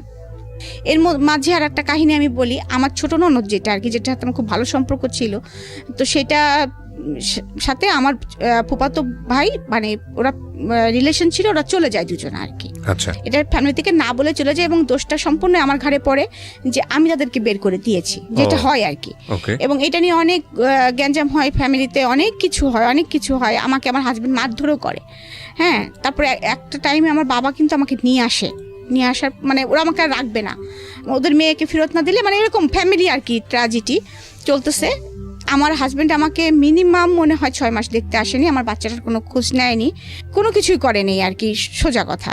তো তার মধ্যে আমার বাচ্চাটা, আমি মা বাবার কাছেই ছিলাম। তো এর মধ্যে তারা উকিল নোটিশও কিন্তু পাঠিয়ে দিয়েছিল যে আমাকে ডিভোর্স দিবে, হ্যাঁ। কিন্তু আমার বাবা খুব আপসেট হয়ে গিয়েছিল তার মধ্যে, যে ডিভোর্স দিবে এরকম একটা বিষয়, আমি যেটার জন্য এতদিন মানে এত কষ্ট করে মেয়েকে সংসার করাচ্ছি। তারপরে এইভাবে যাই হোক থার্ড পার্সন মিলে সব কিছু মিলে একসময় যায়, আবার জোড়াটা লাগে আর কি, কোনোভাবে এনি হাউ জোড়াটা লাগে। এর মধ্যে আরও তো মনের ভিতরে বিষ ঢুকে গেছে আমার অলরেডি, যে যেই লোকটা আমার 6 মাস খোঁজ নিল না, আমার বাচ্চাটাকে একবার দেখতে আসলো না, আমি তো কিছুতেই ওর সাথে উকিল নোটিশ পাঠিয়েছিল, এটা আমি জানতাম না, তো হঠাৎ করে তাদের যেভাবে হোক ফ্যামিলি মিউচুয়ালের মধ্যে যখন আসলো, তখন আমার শ্বশুর বললো যে আপনারা নিয়ে গিয়েছেন, আপনারা দিয়ে যাবেন। এবং আমি সেই দিনটার কথা আমি কখনোই ভুলব না, যেদিন আমার ননদ চলে যায়, সেদিন আমাকে সারাদিন ঘরের মধ্যে আটকায় রাখা হয়েছিল, কিছু খেতে দেওয়া হয়েছিল না, এবং আমাকে আমার হাজব্যান্ড মারধরও করেছিল, এবং সেই সাথে আমার বাচ্চাটাকে আমার কাছে দেওয়া হয় নাই সারাদিন। তো ওই অবস্থায় যে অনেক কিছু হয়েছে, অনেক সেটা আমি এখন এত বিস্তারিত হয়তো বলতে পারছি না, মানে কিভাবে গিয়েছে আমি বলতে পারবো না। অনেক কষ্টে ওখান থেকে আমার বাবা ভাই আমাকে অনেক কষ্টে ওখান থেকে নিয়ে আসে আর কি। এবং আমি এক কাপড়ে চলে এসেছিলাম, আমাকে ওরা কোনো কাপড়, খালি পায়ে এক কাপড়ে আমার বাচ্চাটা সহকারে, বাচ্চাটাকেও দিচ্ছিল না তারা। অনেক কষ্টে আমি ওখান থেকে আমার বাবা মাকে বের করে নিয়ে চলে আসার পরে তো অনেক দিন এই যে ওরকম বাবা বাড়ি থাকলাম, করলাম। তার মধ্যে আমি আবার ট্রান্সফার হয়ে আমি যশোরে, তখন বাবার পোস্টিং, তো তখন যশোরে আমাকে ভাই আমাকে মাস্টার্স ভর্তি করে দিয়েছিল, যে আমি তখন মাস্টার্স করতেছি, প্লাস সেই সাথে আমি হচ্ছে মানে আপনার মাস্টার্স করতেছি, সেই সাথে আমি কম্পিউটার শিখতেছি, কম্পিউটার শিখতেছি। তো আর বাচ্চাটা নিয়ে লাইফ লিড করতেছি এবং মনে মনে একটা সিদ্ধান্ত নিয়ে ফেলছি। তখন তো একটু ম্যাচুরিট হয়ে গেছি, যে আসলে তো ওর কাছ থেকে কোনোদিন ভালোবাসা পাইনি, ওর কাছ থেকে আমি এটাই আশা করতেছিলাম যে হয়তো এরকম ব্যবহারই সে আমার সাথে করবে, তো আমি আমার বাচ্চাটাকে নিয়ে আমি এক প্রকার চলবো আর কি, এরকম একটা চিন্তা ভাবনা করতেছি।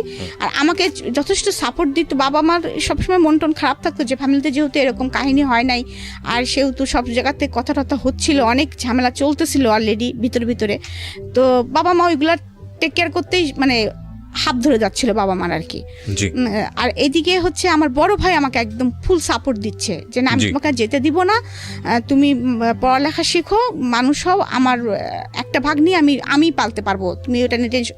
এমনকি আমার মেয়েটা মানে আমার বড় ভাইয়ের কাছে ঘুমাতো, খেত, মানে ওর বড় মামাইও যান, মানে ওকে আমার কাছে দিত না বড় ভাই, এরকম। আচ্ছা।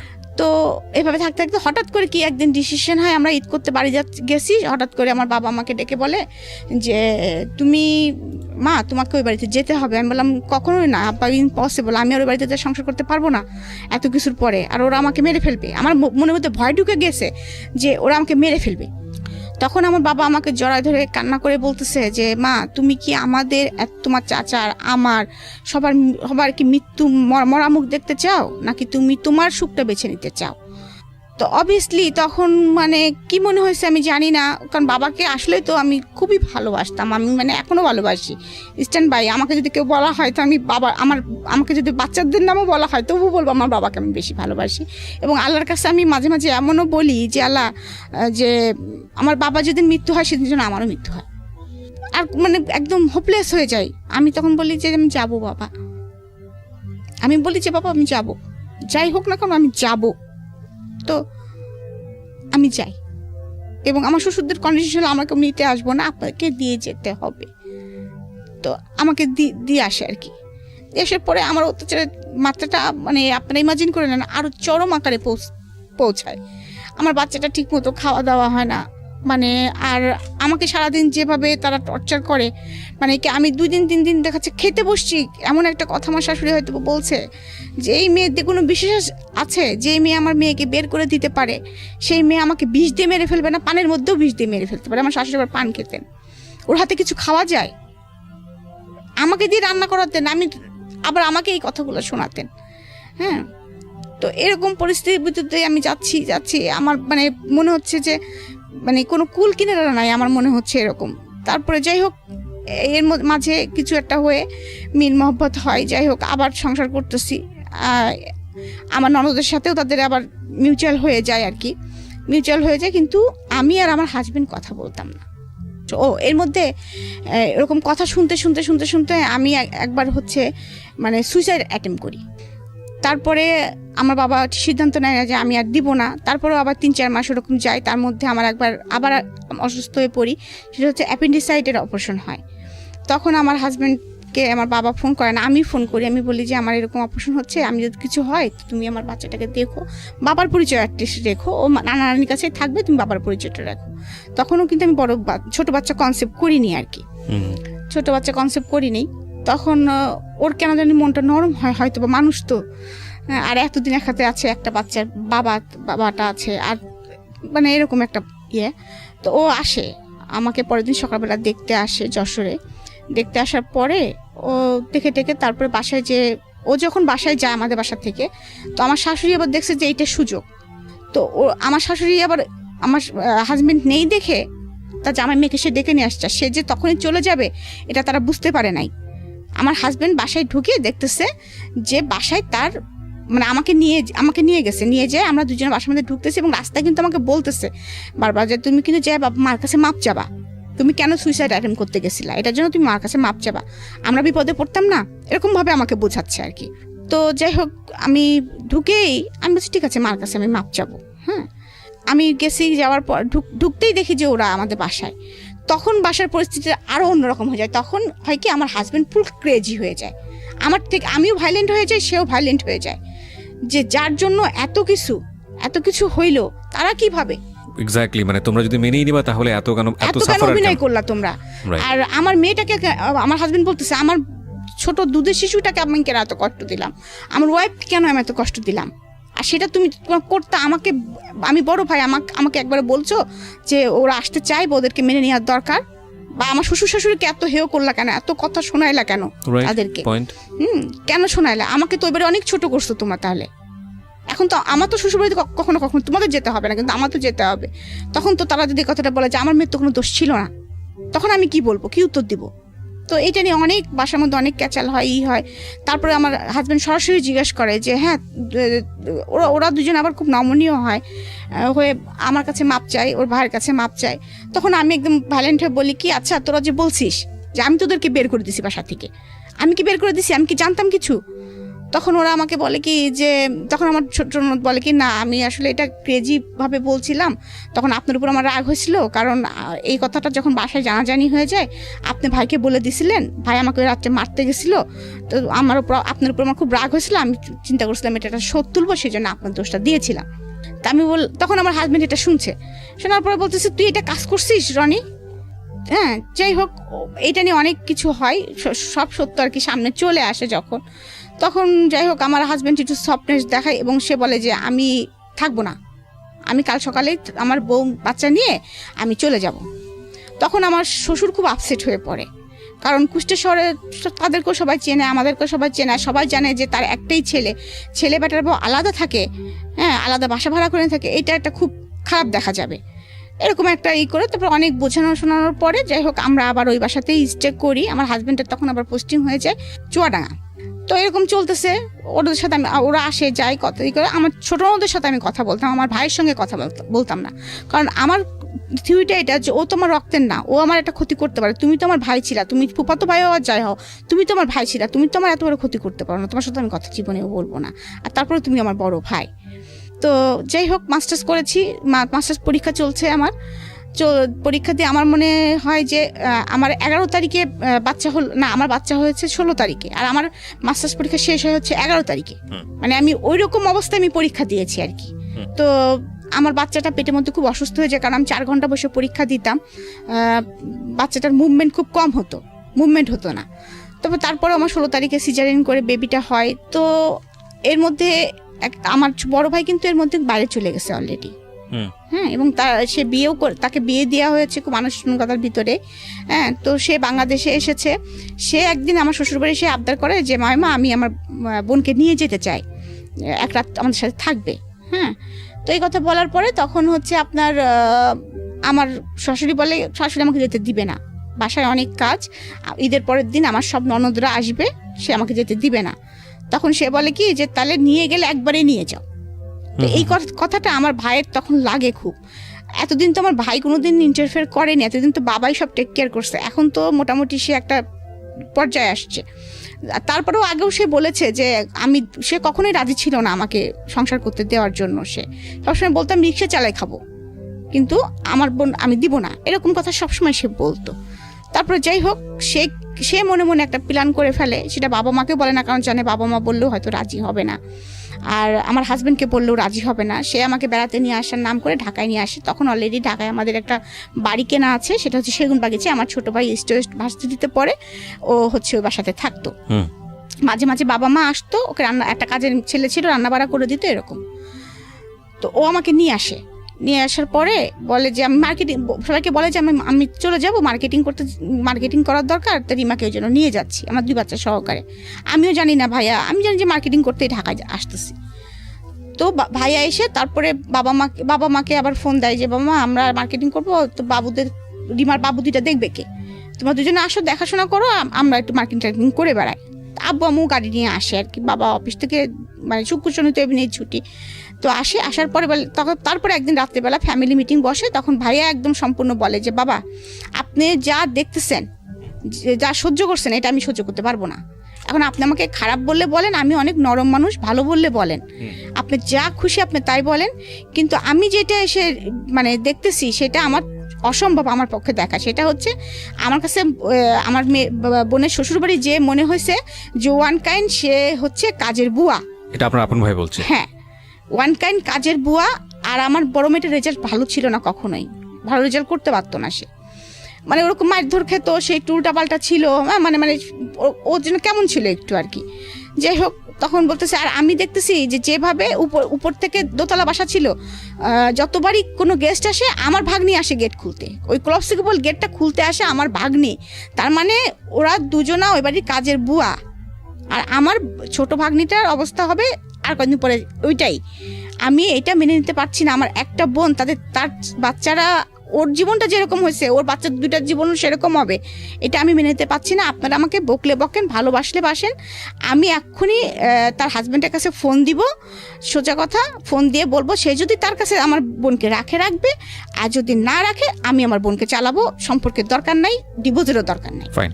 কখন জানি কি হয় এরকম একটা দোলাচল অবস্থা, এবং আমাদের প্রেডিকশনের জায়গাগুলো এখন পর্যন্ত নট প্রুফ। আমি সবসময় একটা কথা বলি যে জীবন গল্পে আপনি কোনো বাকি আসলে অনুমান করতে পারবেন না এরপরের বাকি গিয়ে কি ওয়েট করছে আপনার জন্য।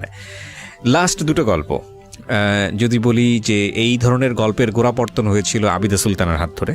আবিদা সুলতানা এই যাবৎকালে জীবন গল্পের, ঢাকা এফএমের জীবন গল্পের সবচাইতে পপুলার বলবো, মানে সবচাইতে মানুষের বেশি শোনা গল্পের মধ্যে একটি, এবং ইউটিউবেও সেটার ভিউ প্রায় 2 মিলিয়নের কাছাকাছি। তো আবিদা সুলতানার পরে আমরা বেশ কয়েকটা এপিসোড, মানে গত 2 থেকে 3টা এপিসোড আগে আরেকজনের যে খেয়ালির যে জীবন গল্পটা, খেয়ালি এবং আবিদা সুলতানার জীবন গল্পের মধ্যে অদ্ভুত কিছু মিল আছে।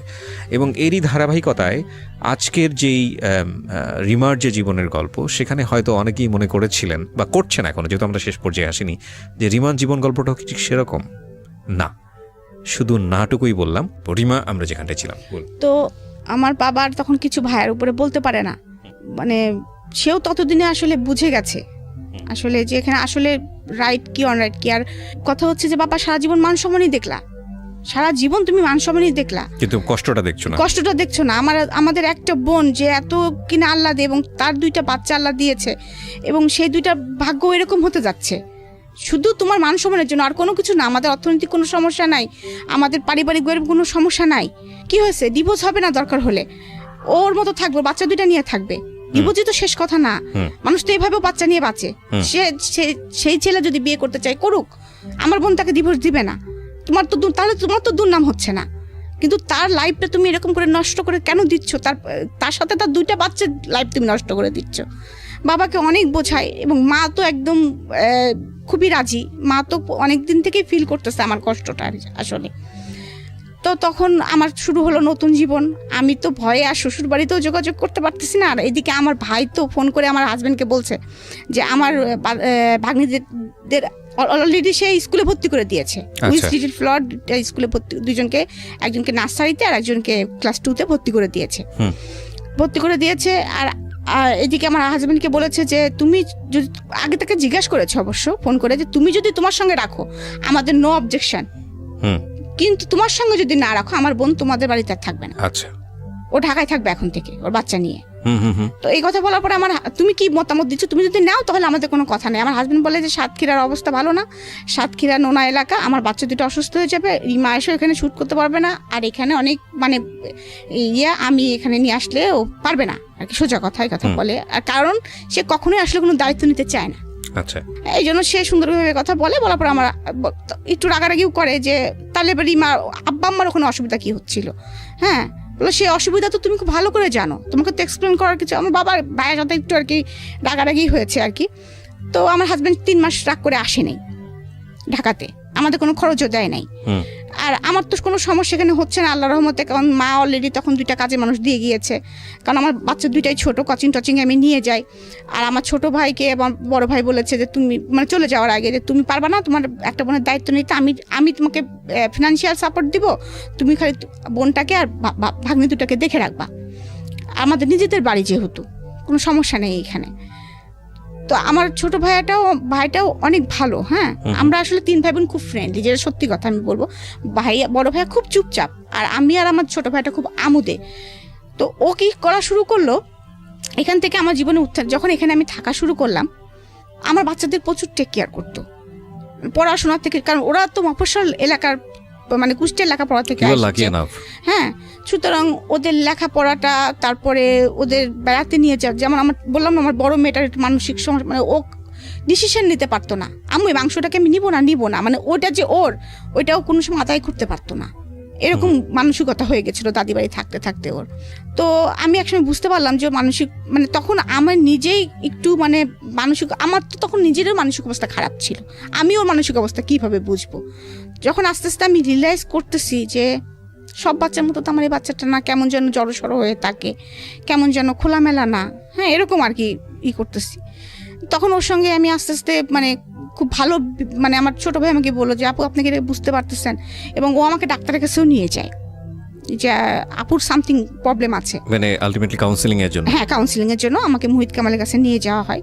তখন উনি যেভাবে হয়তো ভাইকে বলছিলেন বা আমাকে কিছু ওষুধ টষুধ দিয়েছিলেন এবং বলেছিলেন যে আসলে দীর্ঘদিনে না পাওয়ার সমস্যাটা থেকে ওর ভিতরে অনেক ক্ষোভ সৃষ্টি হয়েছে, হ্যাঁ মানে এইভাবে আর কি অনেক কিছু বলেছিলেন। যাই হোক, তো ওইভাবে ওকে টেক কেয়ার করতে হবে আপনাদেরকে, এবং সবচেয়ে ভালো হয় যদি ওনার হাজব্যান্ড ওনাকে সাপোর্টটা দেন, তো সেই সাপোর্টটা তো আমার পক্ষে মানে সম্ভব না, আমার ফ্যামিলি দিতে পারবে না, তো সেই সাপোর্টটা হাজব্যান্ডের সাপোর্ট তো আসলে কেউ দিতে পারে না। তারপরেও আমার ছোটো ভাই চেষ্টা করেছে, সে আমাকে বেড়াতে নিয়ে গেছে, আমি কবিতা লিখতে পছন্দ করতাম, আমি গল্প লিখতে পছন্দ করতাম, আমার পুরাতন আমি যে ডায়েরি লিখতাম সেটা আবার খুঁজে বের করেছে, আপু দেখেন আপনার এই কবিতাটা অনেক সুন্দর না, তো তারপরে আমরা দল বেঁধে চলেন আপু কক্সবাজার চলে যায়, মানে ও আমার লাইফটাকে সুন্দর করে গোছানোর চেষ্টা করতেছে আর কি।